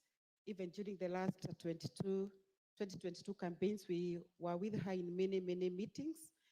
And it saddens us this morning to hear about the demise of Beatrice Ngatha. We are here to give our sincere condolences to the family, the children, and the whole community of Tharaka Nithi County for losing such a soul who was a kind person. She was a generous person. And above all, she was very smart, even at heart. I represent Embu County as women rep, and I know she was one time the women rep of Tharaka Nithi. And as women rep in this house, this August house, we are saddened to lose one of us. And we can only pray that indeed the Kenya Kwanza government, the UDA fraternity, and the entire house, that we shall stand with her and the entire family as we remember her and the entire family. May our soul rest in eternal peace. Thank you. Honorable Nduyo, member for Tharaka Nithi, you'll be the last one. Thank you, Madam Speaker, for this opportunity. Madam Speaker, I've been outside trying to draft something better to present in the afternoon, but luckily I got that my colleague has presented this statement to us. Madam Speaker, today is a Sunday and happy day for Tharaka Nithi. Mixed feelings. Madam Ngatha is my predecessor. A lady that I valued, a lady that I honored. When I decided to vie for the seat of woman rep, I was so confused on how I will go about it, because she was like a mentor to me. That's why I even tell my people that I've not come to compete with her. I'm coming to continue from where she stopped. Alende who had been honored, a professional printer that I worked with the provincial administration for close to 26 years. Alende who didn't know the poor and the rich. Alende who left indelible marks, so many indelible marks in the Tharaka Nithi County. Madam Speaker, we are sad. Madam Speaker, Ngatha was a very hardworking lady. One of the founding mothers and one of the founding officers and one of the founding politicians of the UDA party. A great friend of Professor Kithure Kindiki. I expected her to be here today with us, to be the leading mother to celebrate this joy that is in Tharaka Nithi today. But unfortunately, Madam Ngatha is not there. We are celebrating this great day, yet we are mourning. I've just talked to the son. It's so sad. But pray that God may give us peace, that God may comfort the people of Tharaka Nithi County, that God may comfort her family. We loved her. May her soul rest in eternal peace. Thank you. So, honorable members, let us rise and for a moment of silence in honor of our departed colleague, Honorable Beatrice Ngatha.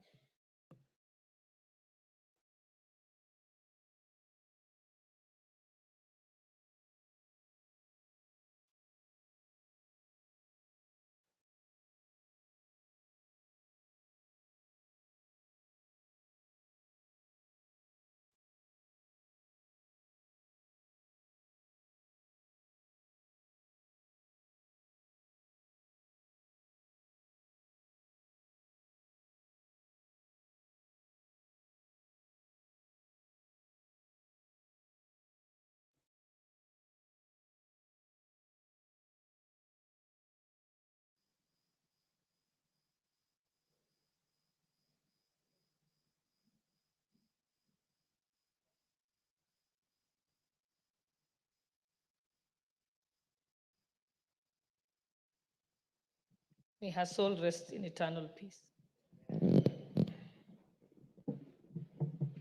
Next order.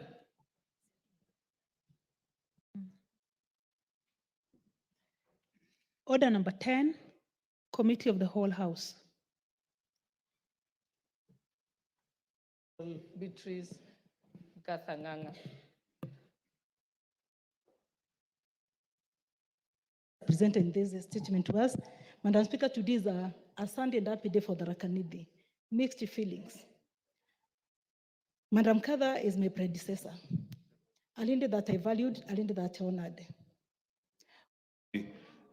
Control Bill, National Assembly Bill number 21 of 2023, and its approval thereof with amendments. Thank you. Thank you, honorable members. I therefore put the question, which is that the committee to report to the House is consideration of the Senate amendments to the Food and Feed Safety Control Bill, National Assembly Bill number 21 of 2023, and its approval thereof with amendments. Will, as another opinion, say aye? Will, as many of the contrary opinion, say nay? The ayes have it.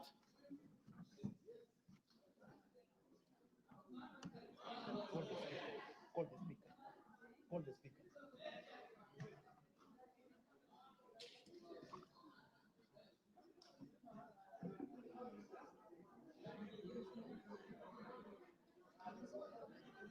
Honorable members, Mr. Speaker.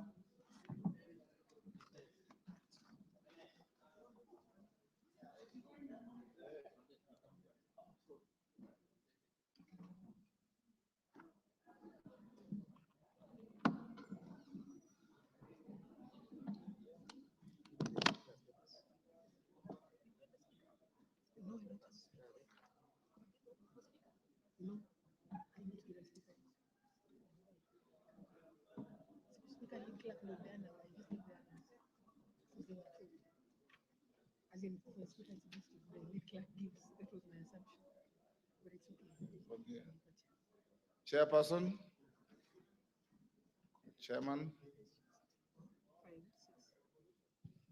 Honorable Speaker, I beg to report that the Committee of the Whole House has considered the Senate amendments to the Food and Feed Safety Control Bill, National Assembly Bill number 21 of 2023, and approved the same with amendments.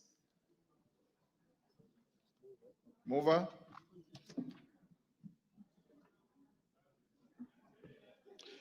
Honorable Speaker, I beg to move that the House do agree with the committee in the said report. I also request that Honorable Dr. Mutunga to second the motion for agreement with the report of the Committee of the Whole House. Thank you, Honorable Speaker. Dr. Mutunga. Honorable Speaker, I second. Honorable members on their feet, take the nearest seat.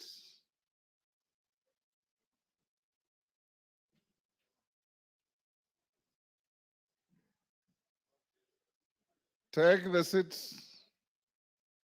Bashir. Kindiki, take the nearest seat.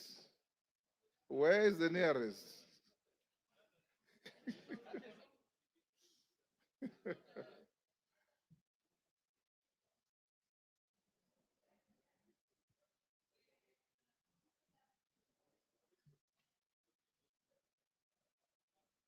Order, take your seat.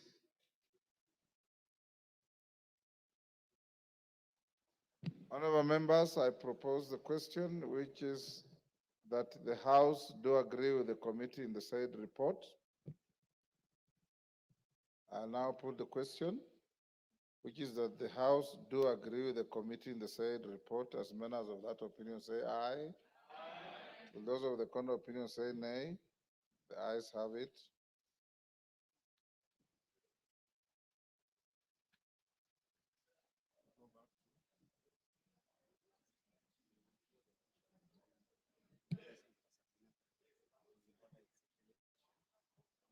Honorable members, like I did indicate to you earlier,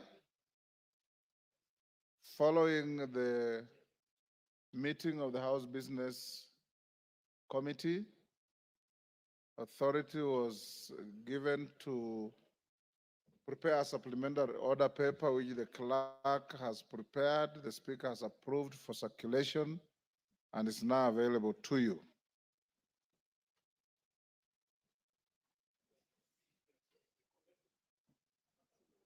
Clerk. So call it out. Okay, clerk. Order number 11, the Higher Education Loans Board Amendment Bill, National Assembly Bill number 58 of 2022, second reading.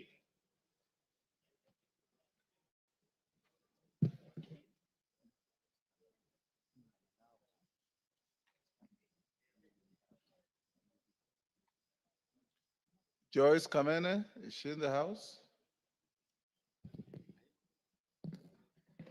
Thank you, Mr. Speaker. Joyce Kamene, you may start moving, but at some point I will interrupt you to deal with the issue that we adjourned the House about before you carry on. Thank you, Honorable Speaker.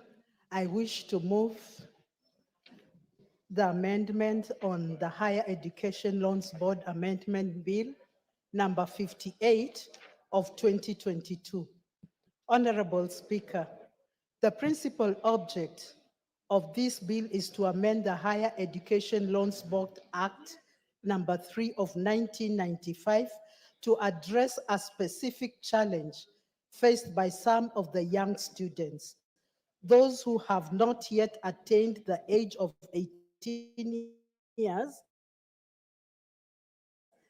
and as such are ineligible to apply for higher legal framework.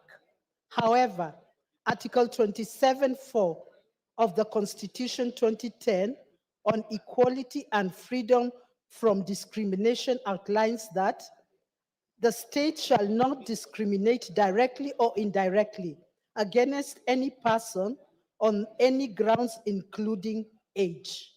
Honorable Speaker, the bill expressly provides that the Higher Education Loans Board shall not deny a loan to a student who has not attained the age of 18 years. This provision recognizes that many students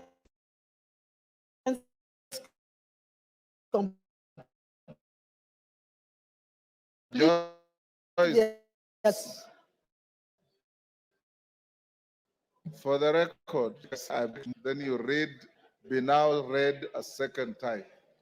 Then you go on with the good things you're saying. Mr. Speaker, Honorable Speaker, I wish to move. I beg to move. I beg to move the bill for the second time.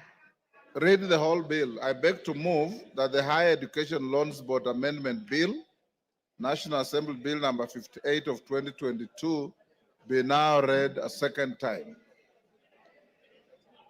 I beg to move that the Higher Education Loans Board Amendment Bill of number 58 of 2022 be read for the second time.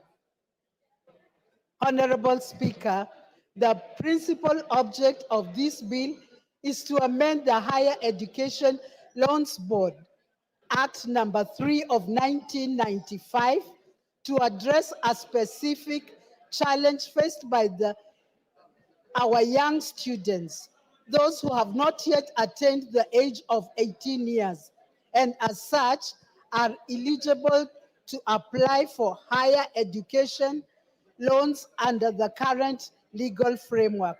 However, Article 27(4) of the Constitution 2010 on equality and freedom from discrimination outlines that the state shall not discriminate directly or indirectly against any person on any grounds, including age. Honorable Speaker, the bill expressly provides that the Higher Education Loans Board shall not deny a loan to a student who has not attained the age of 18 years. This provision recognizes that many students complete their secondary education early and deserve the same opportunities for financial support to their older peers. Honorable Speaker, the students under the age of 18, the bill introduces the requirement that their parents or guardians must be co-signatories to the loans agreement.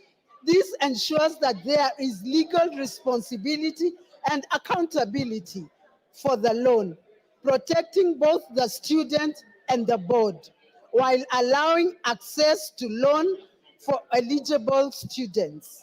Honorable Speaker, Article 43(1)(f) of the Constitution of Kenya on economic and social rights states that every person has a right to education. This guarantees every person the right to education. By removing age-related barriers to accessing higher education loans, the bill seeks to enhance this right, ensuring that all students, regardless to age, have an equal opportunity to access financing to their university education. Honorable Speaker, in addition, Vision 2030 and aims to transform Kenyans into middle income country by enhancing access to education and ensuring an educated workforce capable for driving economic development. By removing barriers for students under 18, the bill supports Vision 2030's goal for increasing access to higher education and producing a skilled, competitive workforce. Honorable Speaker, the amendment is also crucial in allowing students who have not yet received their national identification cards to still apply for higher education loans. This removes a significant barrier for many students and ensures that every eligible student can pursue higher education regardless to their age or ID status. Honorable Speaker, this bill ensures that all students, regardless to age, have equal access to financial resources. They do not need they need to further their education.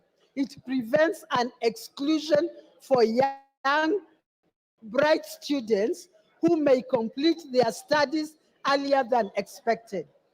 Honorable Speaker, it is worth noting that many students are excelling in their studies and completing secondary school before the age of 18 years. They should not be penalized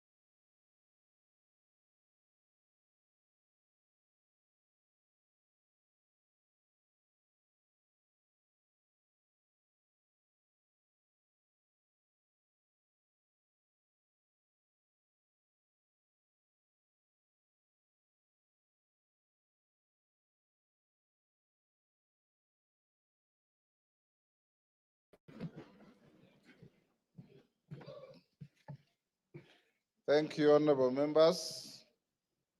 Honorable members, I have a communication to make on the nomination of Professor Kithure Kindiki, EGH, to fill the vacancy in the office of the Deputy President of the Republic of Kenya. Honorable members, you will recall that earlier this morning at the commencement of the sitting, I notified the House of the receipt of a message from His Excellency the President nominating Professor Kithure Kindiki, EGH, to fill the vacancy in the office of the Deputy President pursuant to Article 149 of the Constitution. You will further recall, Mutuse, take your seat.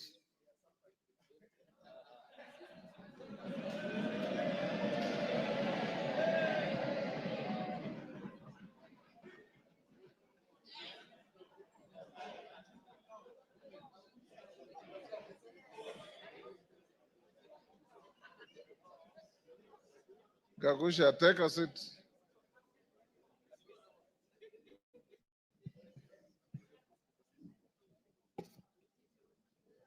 Honorable members, you may further recall that upon notification of the House, several members rose in their places and raised a number of issues for my guidance.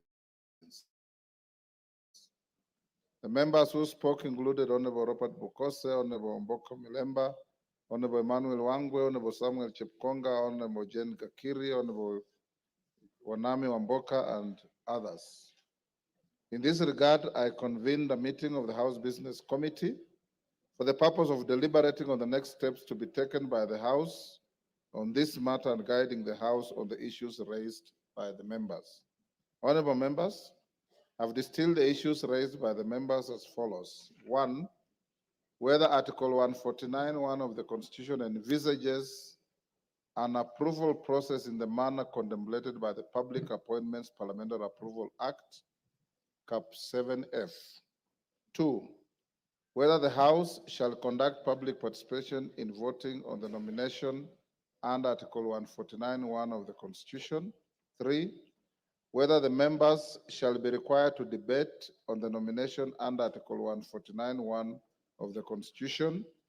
And four, the timelines envisaged under Article 149(1) of the Constitution. And five, the threshold for voting on the nomination under Article 149(1) of the Constitution.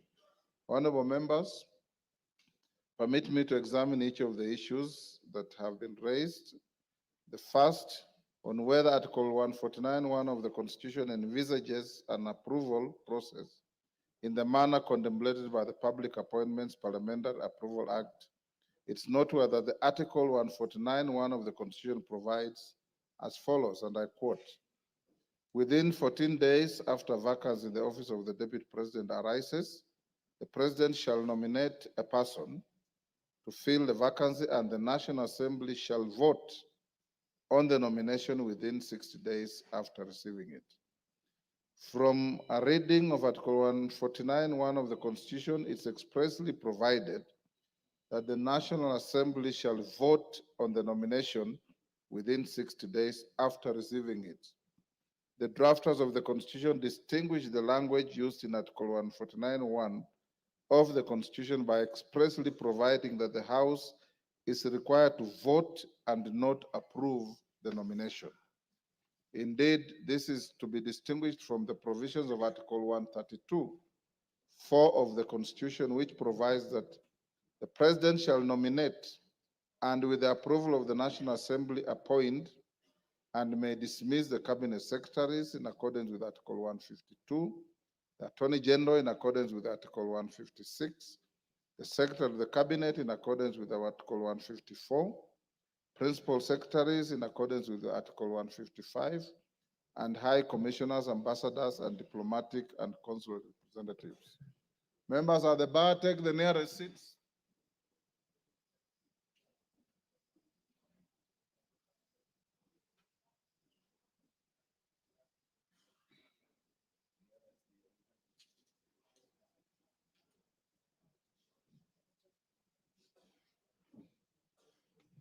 Honourable members, in this regard, for all the state officers that I have just highlighted, the House is required to approve their nomination by the President. However, in respect to the Deputy President, Article 149(1) of the Constitution expressly provides that the House is required to vote on the nomination. It is noteworthy that the Public Appointments Parliamentary Approval Act applies where an appointment under the Constitution or any other law requires an approval of the House. Consequently, noting 141 of the Constitution requires the House to take a vote on the nomination, the approval process envisaged under the Public Appointments Parliamentary Approval Act does not apply in this case. The House will therefore adopt the precedent it has set on this matter, and this settles that point. Honorable members, the second issue was whether the House shall conduct public participation in voting on the nomination under Article 149(1) of the Constitution. As stated earlier, Article 149(1) of the Constitution requires the House to take a vote on the nomination of Professor Kithure Kindiki, EGH, to fill the vacancy in the office of the Deputy President, which is essentially an election. Honorable members, you will recall that the practice of the House, whenever it is confronted with an obligation to vote on the matter as relates to an election, the instances include election of the Speaker, the Deputy Speaker, under Article 106 of the Constitution, the members of the East African Legislative Assembly and the Pan-African Parliament, for which the House is required to vote on nominations of members to hold such positions. The practice of the House is, in these instances, is that the House has always proceeded directly to vote without public participation. To this end, to the extent that Article 149(1) of the Constitution contemplates the House to vote upon receiving the nomination, the requirement for public participation is not applicable in this case. This settles the second issue.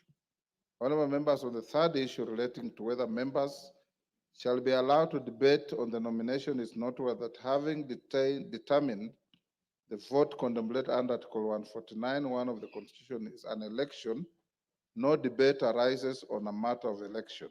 Indeed, you will recall that in the case of the election of a Speaker of this House and the members of the East African Legislative Assembly, no debate arises. This settles that third issue. The fourth issue, honorable members, is the issue on timelines envisaged under Article 149(1) of the Constitution. You'll observe that the Article 149 of the Constitution defines the period within which the President is required to nominate a person to fill the vacancy in the office of the President, office of the Deputy President, which is within 14 days after vacancy in the office of the Deputy President arises. The National Assembly is then required to vote on the nomination within 60 days after receiving it. Honorable members, from the foregoing, Article 149(1) of the Constitution defines the maximum period within which the President and the National Assembly are required to act. To this end, the President can nominate a person to fill the vacancy for the first day, from the first day of the vacancy arises up to the 14th day. On its part, the National Assembly is required to vote on any day from the first day it receives a nomination up to the 60th day after receipt of the nomination.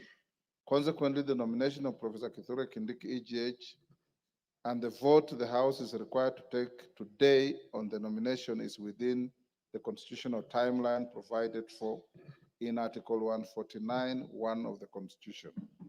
This settles that fourth issue.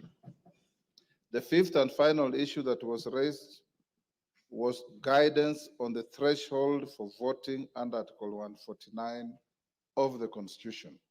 It is noteworthy that Article 149(1) of the Constitution has not defined or provided for the threshold for voting for the nomination of a person to fill the vacancy of the office of the Deputy President. Article 122(1) of the Constitution provides that, except as otherwise provided in the Constitution, any question proposed for decision in either House of Parliament shall be determined by a majority of the members in that House present and voting. Consequently, the threshold for voting on the nomination of Professor Kithure Kindiki, EGH, is a majority of the members in this House present and voting as provided for in Article 122(1) of the Constitution. That final issue is also settled. Honorable members, in summary, therefore, I wish to guide the House as follows. One, that Article 149 of the Constitution requires the House to take a vote on the nomination of Professor Kithure Kindiki, EGH, to fill the vacancy in the office of the Deputy President. Two, and in this regard, the House will be guided by its previous precedents whenever it's called upon to take a vote on a matter as relates to the election of the Speaker, the Deputy Speaker, and members of IALA and Pan-African Parliament. Three, that no debate arises on a matter that the House is required to take a vote. Four, that the nomination of Professor Kithure Kindiki, EGH, and the vote the House is required to take on the nomination is within the constitutional timeline provided for in Article 149(1) of the Constitution. Five, that the House Business Committee has resolved that the vote contemplated under Article 149(1) of the Constitution be taken today during this sitting of the House. Six, that the threshold for voting on the nomination of Professor Kithure Kindiki, EGH, is a majority of the members in the House present and voting as provided for in Article 122(1) of the Constitution. The House is therefore accordingly guided and may now proceed to take the vote. Clerk, can you ring the division bell for 5 minutes? Yes, Wanjala.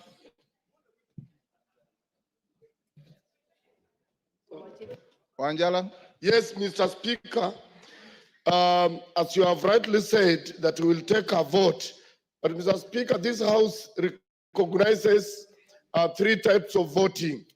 There is acclamation, there is direct digital voting, and then there is a vote we take by reading out the names. Roll call.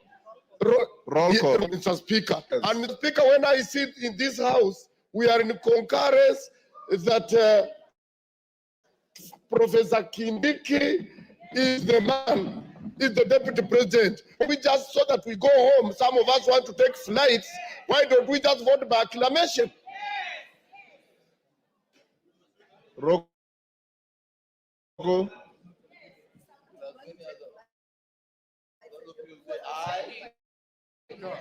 Thank you, Mr. Speaker. Protect me, Mr. Speaker. Go on, I'm listening. Article 149 of our Constitution, Section 1, as you have rightly pointed, that the National Assembly shall vote on the nomination of the nominated Deputy President. Mr. Speaker, the mood of the House is that there is no objection whatsoever as far as Kindiki is concerned. Yes, we are ready with our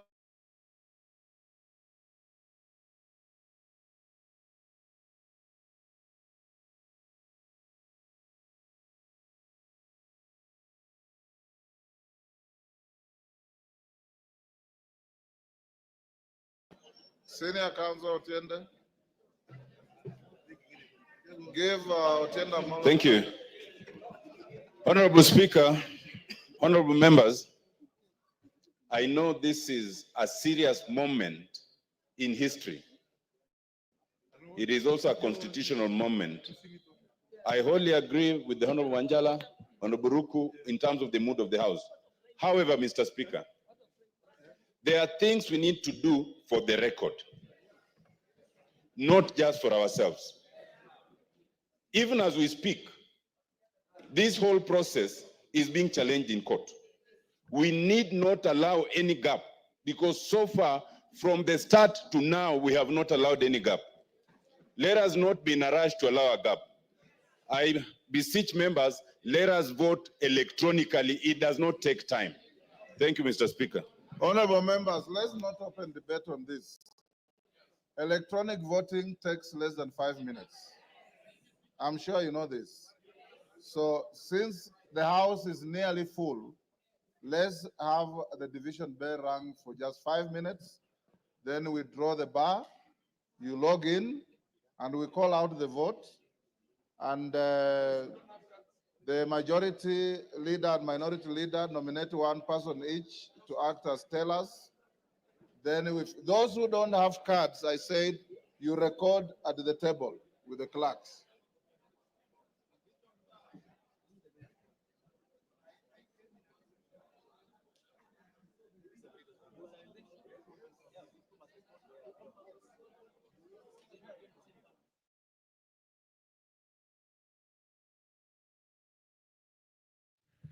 You're watching live pictures from the National Assembly, where members of parliament are preparing to vote for the nomination of Professor Kithure Kindiki to fill the vacancy in the Deputy President's office.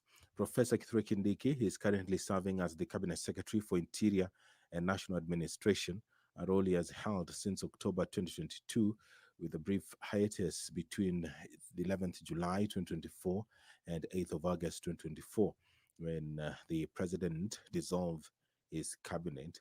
As the Cabinet Secretary for Interior and National Administration, Honorable Kindiki has led and overseen achievement of various milestones and reforms, including the Police Equipment Modernization Program, significantly enhancing the capabilities of Kenya's security services, finalization of a strategic framework to commence implementation of police reforms recommended by the Honorable Justice David Maraga Task Force, as well as abolishment of the previous vetting processes for issuance of national identity cards, recognition of minority groups and stateless communities, ensuring they receive Kenyan citizenship and associated rights, and operationalization of the Public Benefit Organizations Act.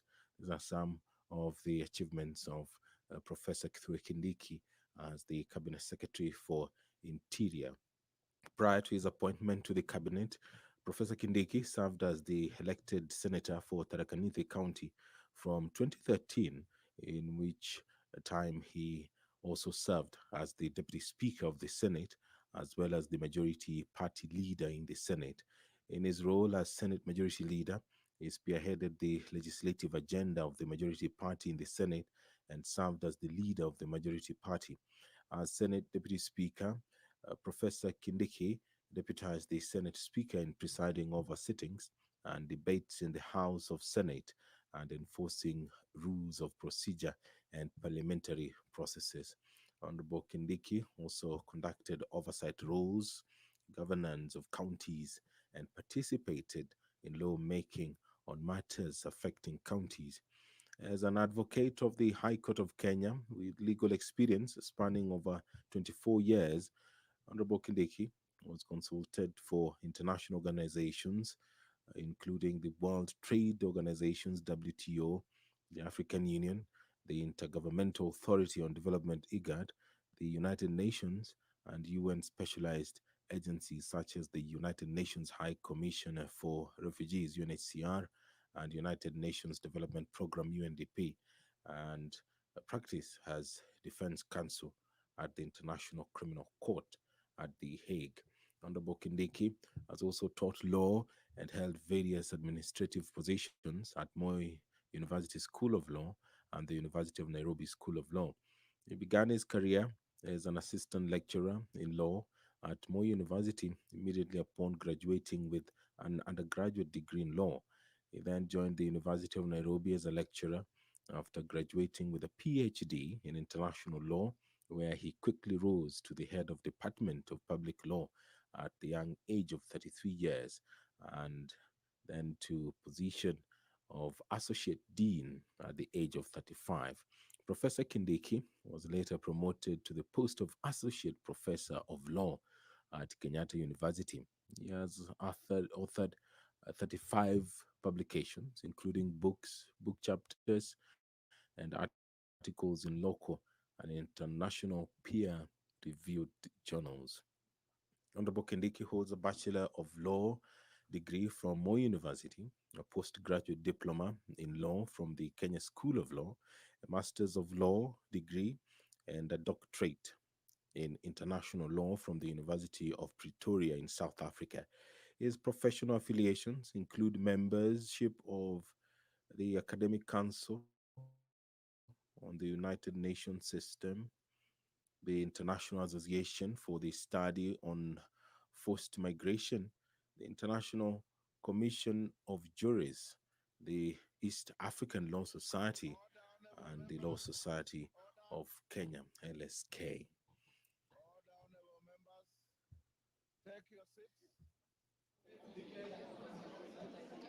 Take your seats.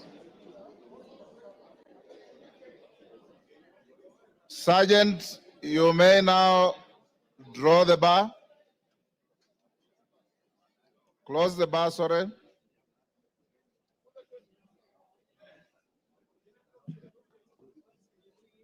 And of course, lock the door for purpose of voting.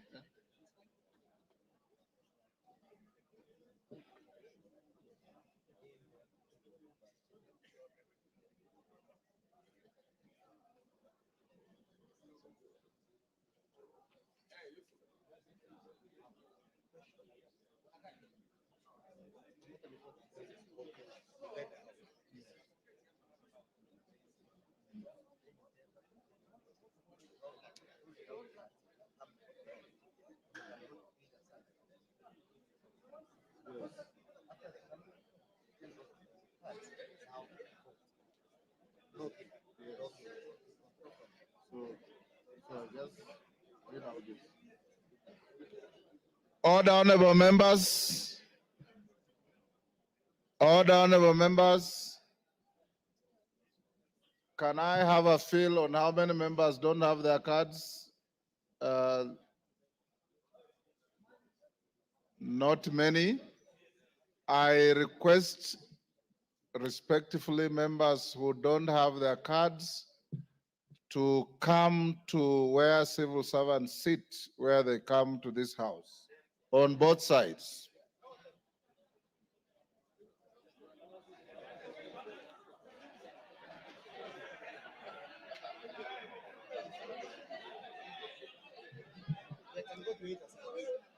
And you can go to either side, it doesn't matter, but get in there. Sergeant, give them way.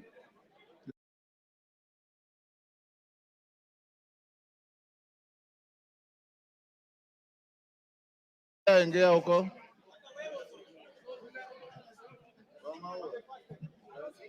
Yes. Get to this side, honorable members without cards.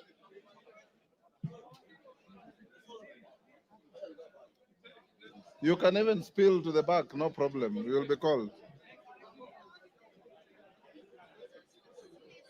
Catherine, if you have no card, move in. Yes.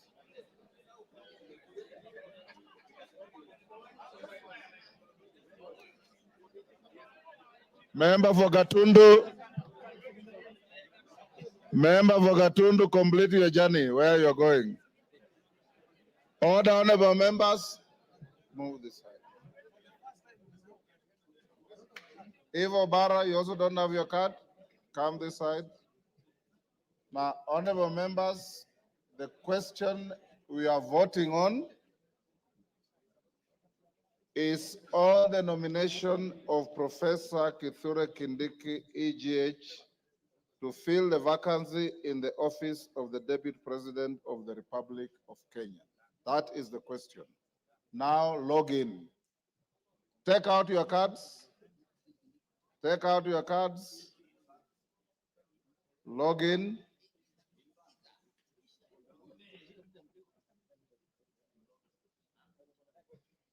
Dara, we are right? Not yet. Tungoje wakurugenzi wa mitambo. Catherine, you have your card? Yes, yes, yes. Who are the tellers? They're not tellers. Okay. Order. Katana, what is the problem?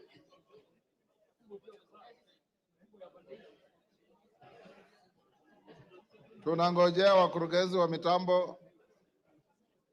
Jora, are we ready? Okay. Are we? Yes. It's not work. Then join this. Okay, members. Members who have logged in now vote.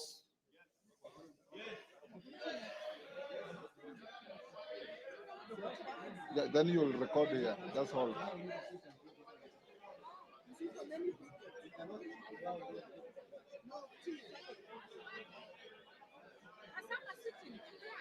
Yeah?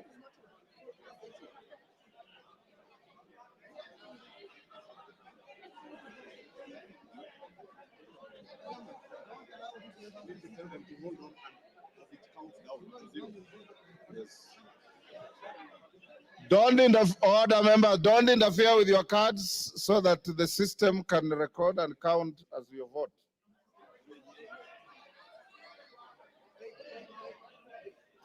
Hold.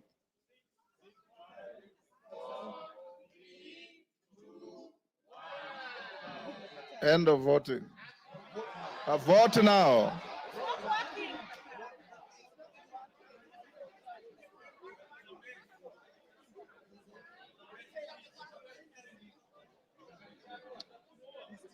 Order.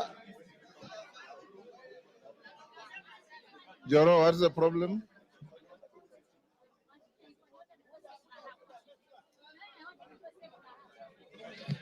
Order, members. Let's repeat. Log out. And your rules require that you vote in silence. Log out. Log in.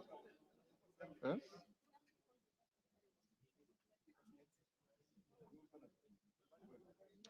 Once you've logged in, just hold until you are told vote now.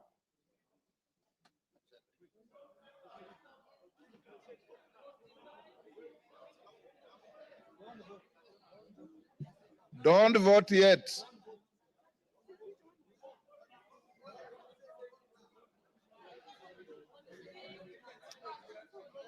Is it malfunctioning?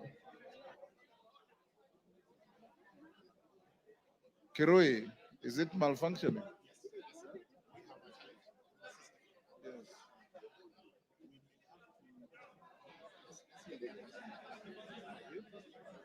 Clerk.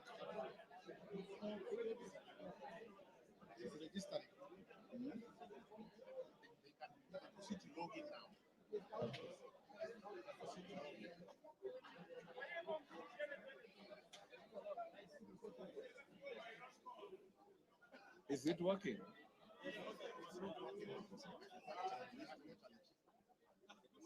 You're okay. You have a problem.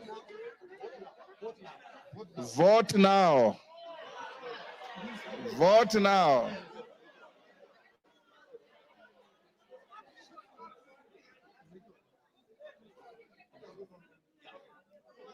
Vote now.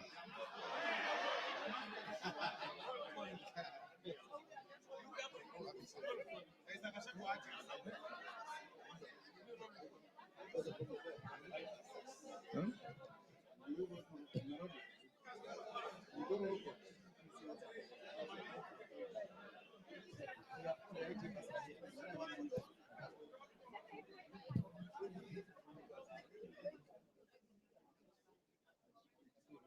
The IT man, what's the problem? Let's try one more chance. Then if it doesn't, we explore different opportunities.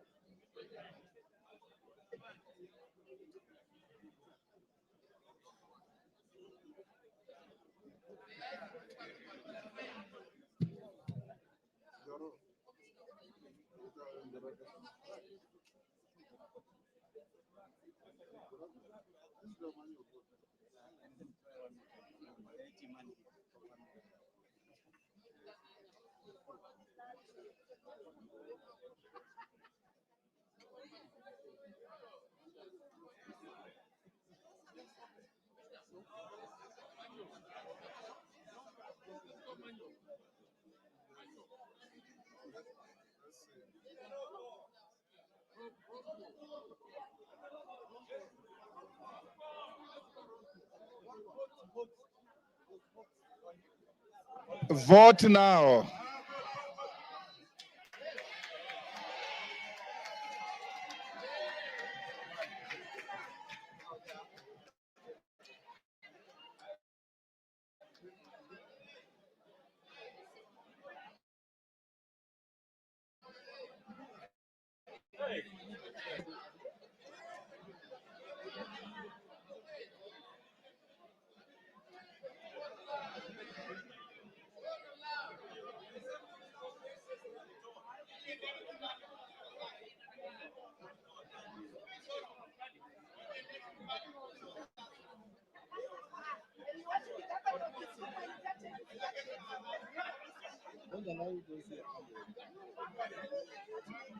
Member for Kisumu, you have voted. You remain where you are.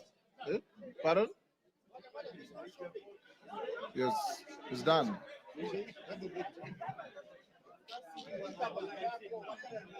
Order, members. Order. So you remain in your seats. When the voting is going on, you remain in your seats. The three ladies go back. What's the problem? Now, for the members who didn't have their cards, you will pass one by one, and they will tick against your name. You've already voted here. Oh, very good. And yourself? You have voted. Oh, you are voting. Okay. If you have voted, take your seats.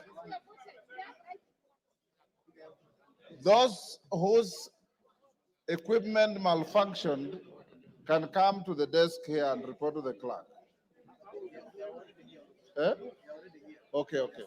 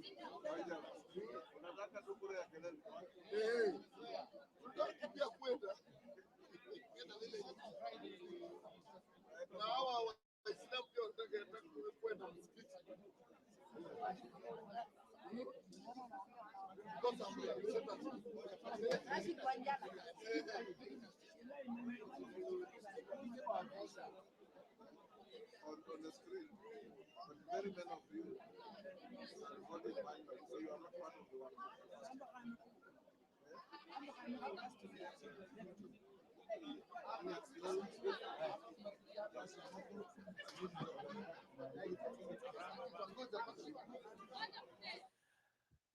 Good afternoon. You're watching live pictures from the floor of the National Assembly, where members are currently voting on the nomination of Professor Kithure Kindiki to fill the vacancy in the Deputy President's office. The professor was nominated today by the President to fill up that position, which fell vacant following the removal from office of the previous holder. And Professor Kindiki is currently serving as the Cabinet Secretary for Interior and National Administration, a role he has held since October 2022, albeit also for a small or a brief hiatus between July 11th and August 8th, 2024. The Cabinet Secretary for Interior and National Administration has served under different capacities, among them the Deputy Speaker of the Senate, the Senator for Tharaka Nithi County, and is currently serving as the Interior Cabinet Secretary. As an advocate of the High Court of Kenya with legal experience spanning over 24 years, Professor Kindiki has consulted for various international organizations, among them WTO, that is the World Trade Organization, the African Union, the Intergovernmental Authority on Development, the United Nations, and UN specialized agencies such as the United Nations High Commissioner for Refugees and United Nations Development Program UNDP, and practiced as defense counsel at the International Criminal Court at The Hague. He has also taught law and held various administrative positions at Moi University School of Law and the University of Nairobi School of Law. He began his career as an assistant lecturer in law at Moi University immediately upon graduating with an undergraduate degree in law. He then joined the University of Nairobi as a lecturer after graduating with a PhD in international law, where he quickly rose to the head of Department of Public Law at the age of 33 years, and then to position of Associate Dean at the age of 35. Professor Kindiki was later promoted to the post of Associate Professor of Law at the Kenyatta University. He has authored 35 publications, including books, book chapters, and articles in local and international peer-reviewed journals. Honorable Kindiki holds a Bachelor of Laws degree from Moi University a postgraduate diploma in law from the Kenya School of Law, a Master of Law degree, and a doctorate or PhD in international law from the University of Pretoria in South Africa. His professional affiliations include memberships to the Academic Council on the United Nations System, the International Association for the Study on Forced Migration, the International Commission of Jurists, the East African Law Society, and the Law Society of Kenya. In a couple of Honorable members, take your seats. Stop what you are doing, clerk. Honorable members, Hassan, order, honorable members. Honorable members, taking the cue from the submission of Senior Counsel Tienda Molo, whatever you do must be a record, must be impeccable, and must speak for itself. I'm advised by the clerk that the electronic voting system is malfunctioning, and that even after you voted, the numbers are adjusting themselves upwards and downwards. Consequently, I direct that that vote electronically is cancelled and annulled, and we'll do a roll call vote. Clerk, majority and minority leader, give me one teller each. Bukose, and who else? Bukose and Junet. Who?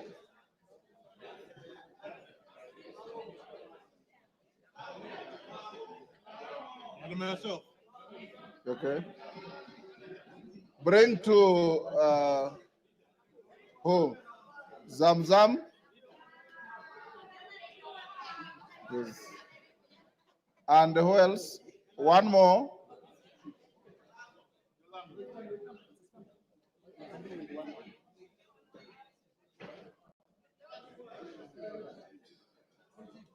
Who? Owino. Martin.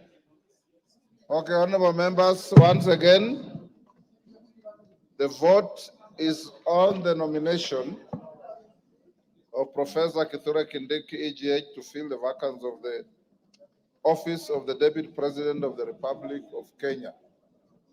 Clerk, you can start. Remain in your seats, remain silent. We can do this very quickly.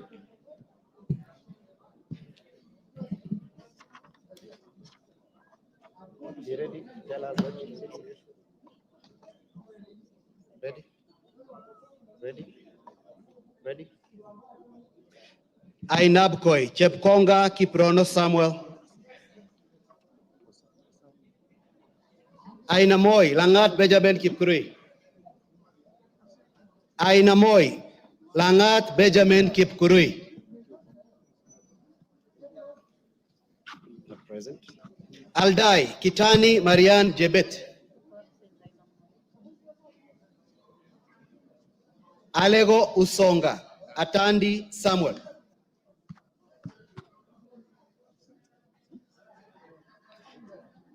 Alego Usonga, Atandi Samuel. Awendo, Owino John Walter.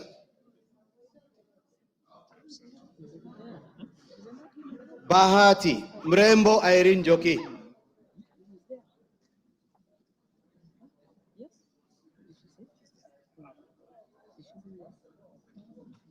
Balambala, Shurie Abdi Omar.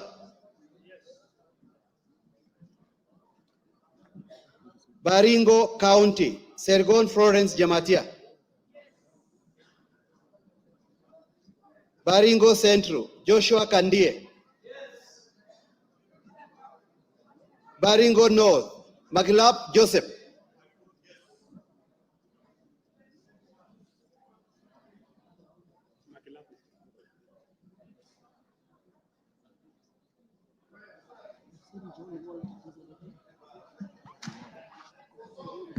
Yes.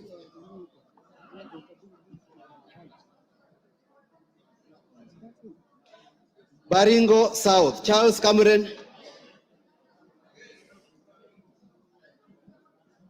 Belgut, Nelson Koech.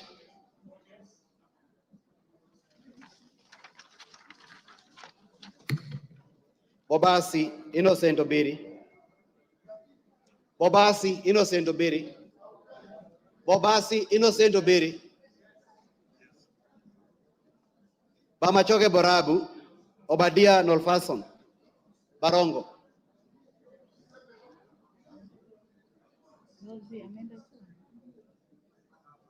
Bomachoke Chache, Alpha Miruka Ondieki.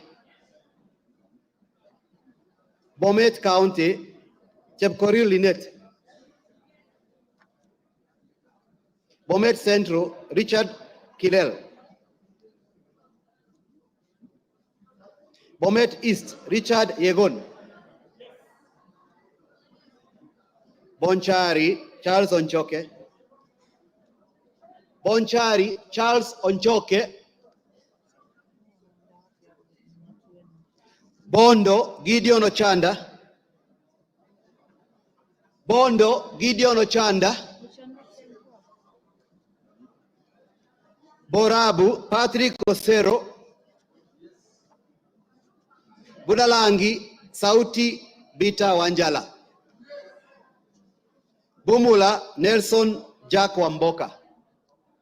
Bumula, Nelson Jack Wamboka.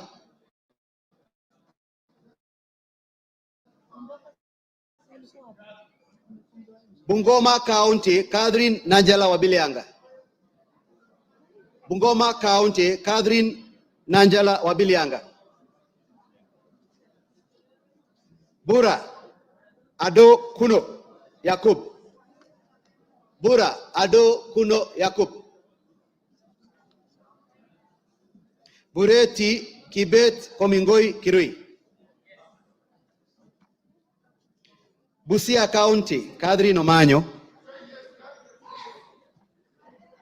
Butere, Nicholas Tindi Mwale.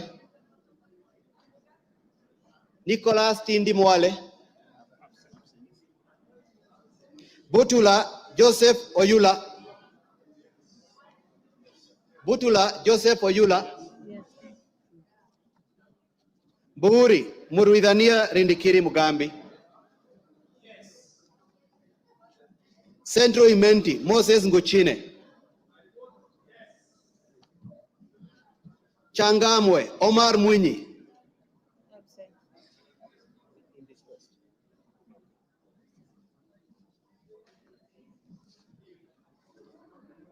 Chopalungu, Victor Koech. Chopalungu, Victor Koech. Cherangani, Patrick Simiu Barasa.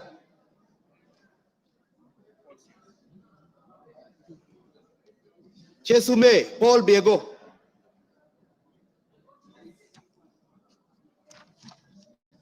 Chuka Iganga Ngombe, Ntuiga Patrick.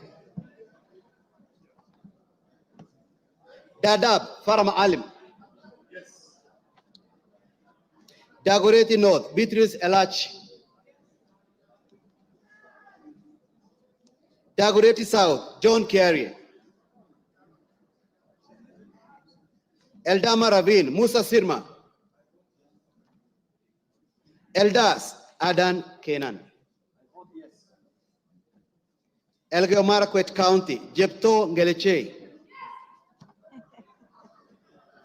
Embakasi Central, Major Dong Gadiro Benjamin. Embakasi Central, Major Dong Gadiro Benjamin. Embakasi East, Babu Owino. Embakasi East, Babu Owino.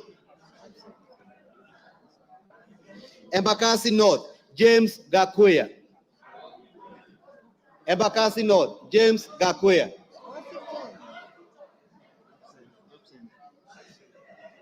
Embakasi South, Julius Mawade. Julius Mawade. Embakasi West, Mark Samuel Mwenje Mureithi. Mark Samuel Mwenje Mureithi.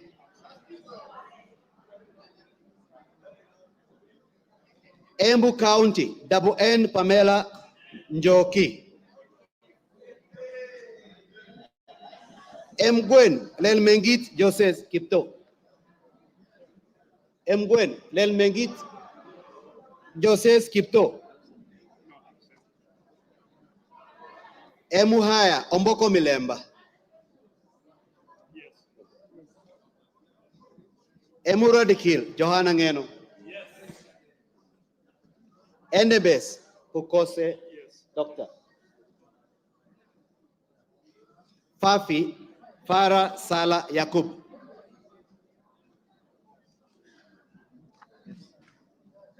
Funyula Wilberforce Oundo Ojambo.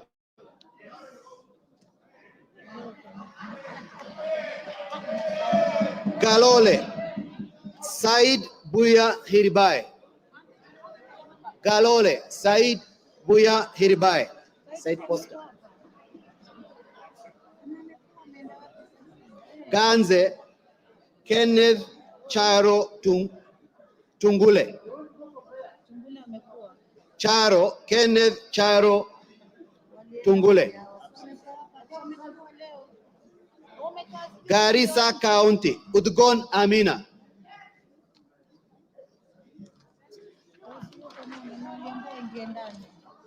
Garissa Township, Major Deko Baro. Garsen Ali Wario Guyo. Garsen Ali Wario Guyo.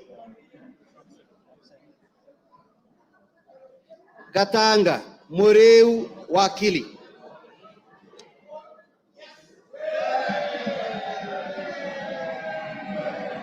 Gatondo North, Njoroge Kururia.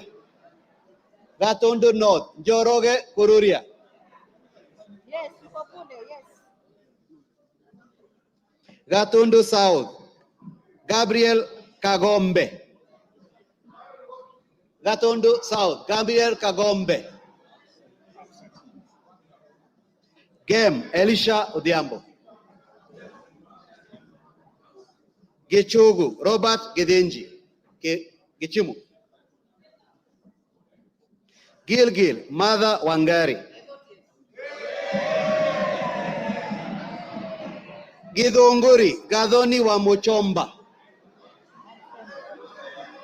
Githunguri, Gadhoni wa Muchomba.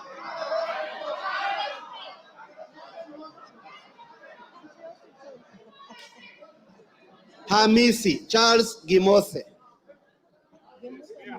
Hamisi, Charles Gimose. Homa Bay County, Bensuda Joyce Otieno. Homa Bay Town, George Peter Kaluma. Igembe Central, Daniel Kili Karido. Igembe North, Taitumu Munaiba Julius. Igembe South, John Paul Mwirigi. Ijara, Abdi Ali. Ikolomani, Bernard Shinali Masaka. Yes. Isiolo County, Mumina Bonaya.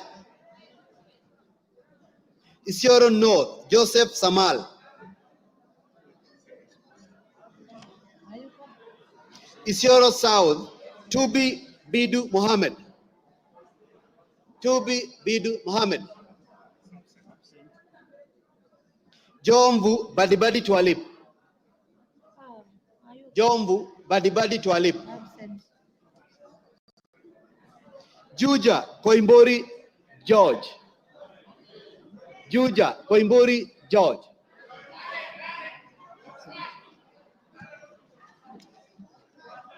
Kabete Gidhua wa Mashukuru, Kabondo Kasipul Ivo Bara, Kabuchai Joseph Kalasinga, Kabuchai Joseph Kalasinga, Kacheliba Lote Titus, Kacheliba Lote Titus, Kaiti Joshua Kimilu,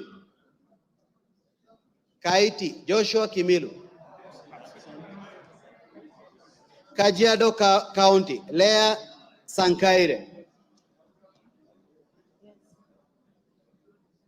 Kajiado Central Elijah Memusi,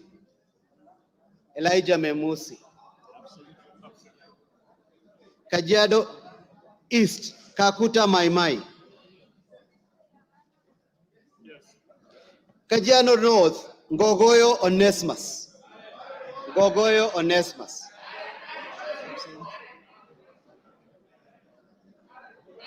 Kajiado South Parashina Samuel Sakimba,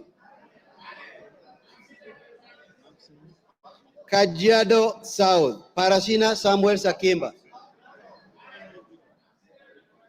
Kajiado West Sunkuya George, Kakamega County Elsie Muhanda, Kaloleni Paul Katana,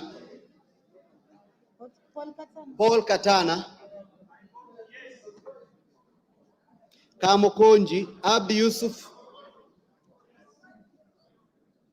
Kandara Njogona Chege,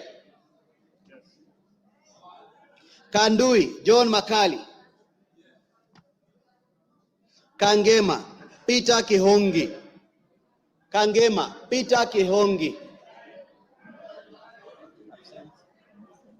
Kagundo Fabian Chule,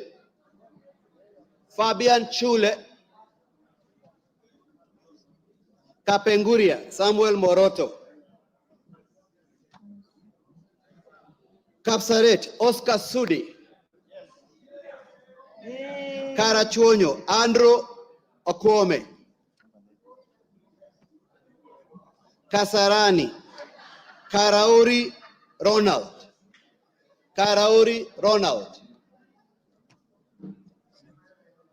Kasipul Charles Were,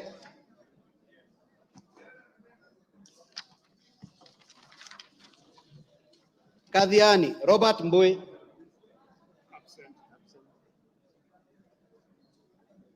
Keio North Adams Kipsanai, Keio South Gideon Kimayo, Kericho County Beatrice Kemei, Keses Julius Ruto Kipleting, Wisero Christopher Aseka Wangaya, Kiamba John Njogona Kawanjiku,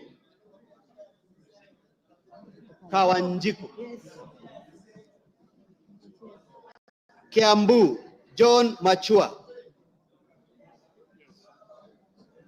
Kiambu County Ann Wamuratha, Kibra Peter Orero, Kibwezi East Jessica Mbalu, Kibwezi West Mwengi Ekomas Mutuse,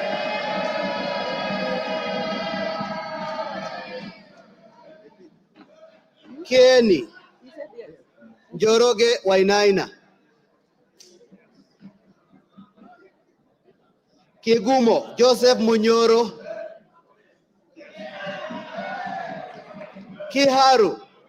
Kiharu Samson Dindi Nyoro,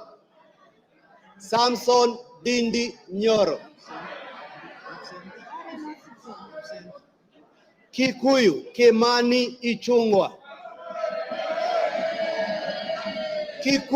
Kimani Ichungwa,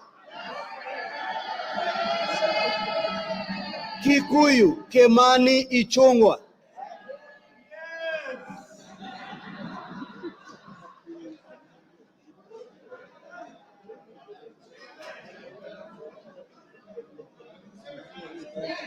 Kilgoris Sunkuli Julius Lekaken. Kilgoris Sunkuli Julius Lekaken.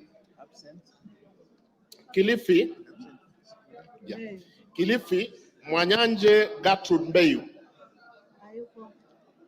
Kilifi North Baya Owenya. Kilifi South Kiti Richard Ken Chonga. Kilome Thaddeus Kithuan Zambia. Kimilili Mutua Didmas Wekesa Baraza. Kiminini Bisau Morris Kakai. Kinango Rai Samuel Gonzi. Kinangop Tuku Zakari Kwenya. Kipipiri Wanjiko Mohia. I repeat, Tuku Zakari Kwenya. Thank you.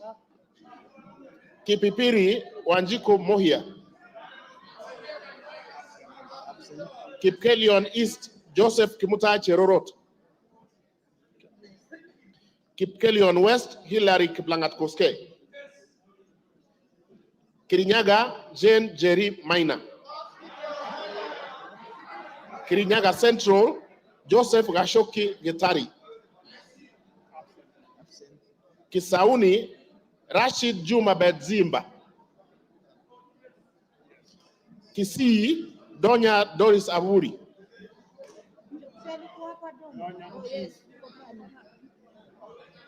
Okay. Kisumu Ruth Odiambo Odinga Busia. Kisumu Central Joshua Odongo Oron. Kisumu East Shakil Ahmed Shabir Ahmed.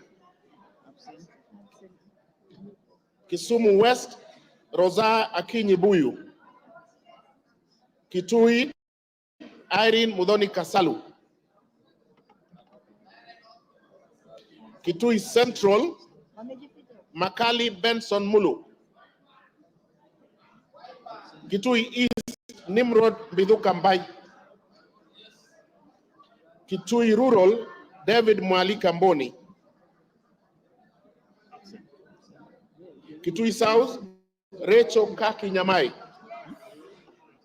Kitui West Edith Vethi Nyenze.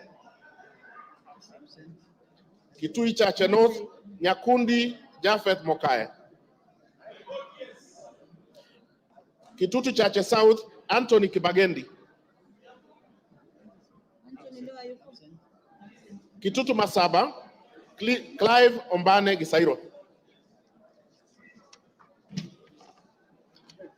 Konoin Brighton Leonard Yegon. Kureso North Mutai Alfred Kibrono. Kureso South Please repeat. Can I repeat? Kureso is North Mutai Alfred Kibrono. Thank you. Kureso South Joseph Kikoske Tanui.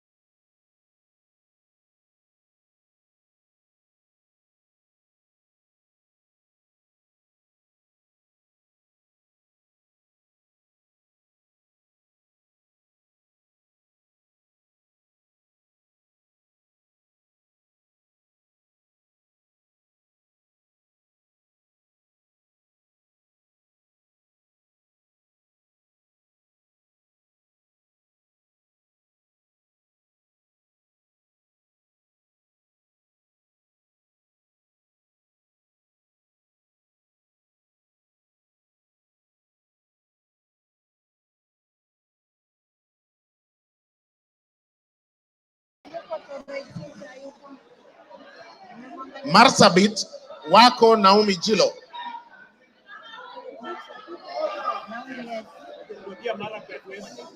Okay, I repeat, Marakwet West. Order, Lillian Kogo. Order, Lillian. Order, Lillian Kogo. Take your seat. Take your seat. Order.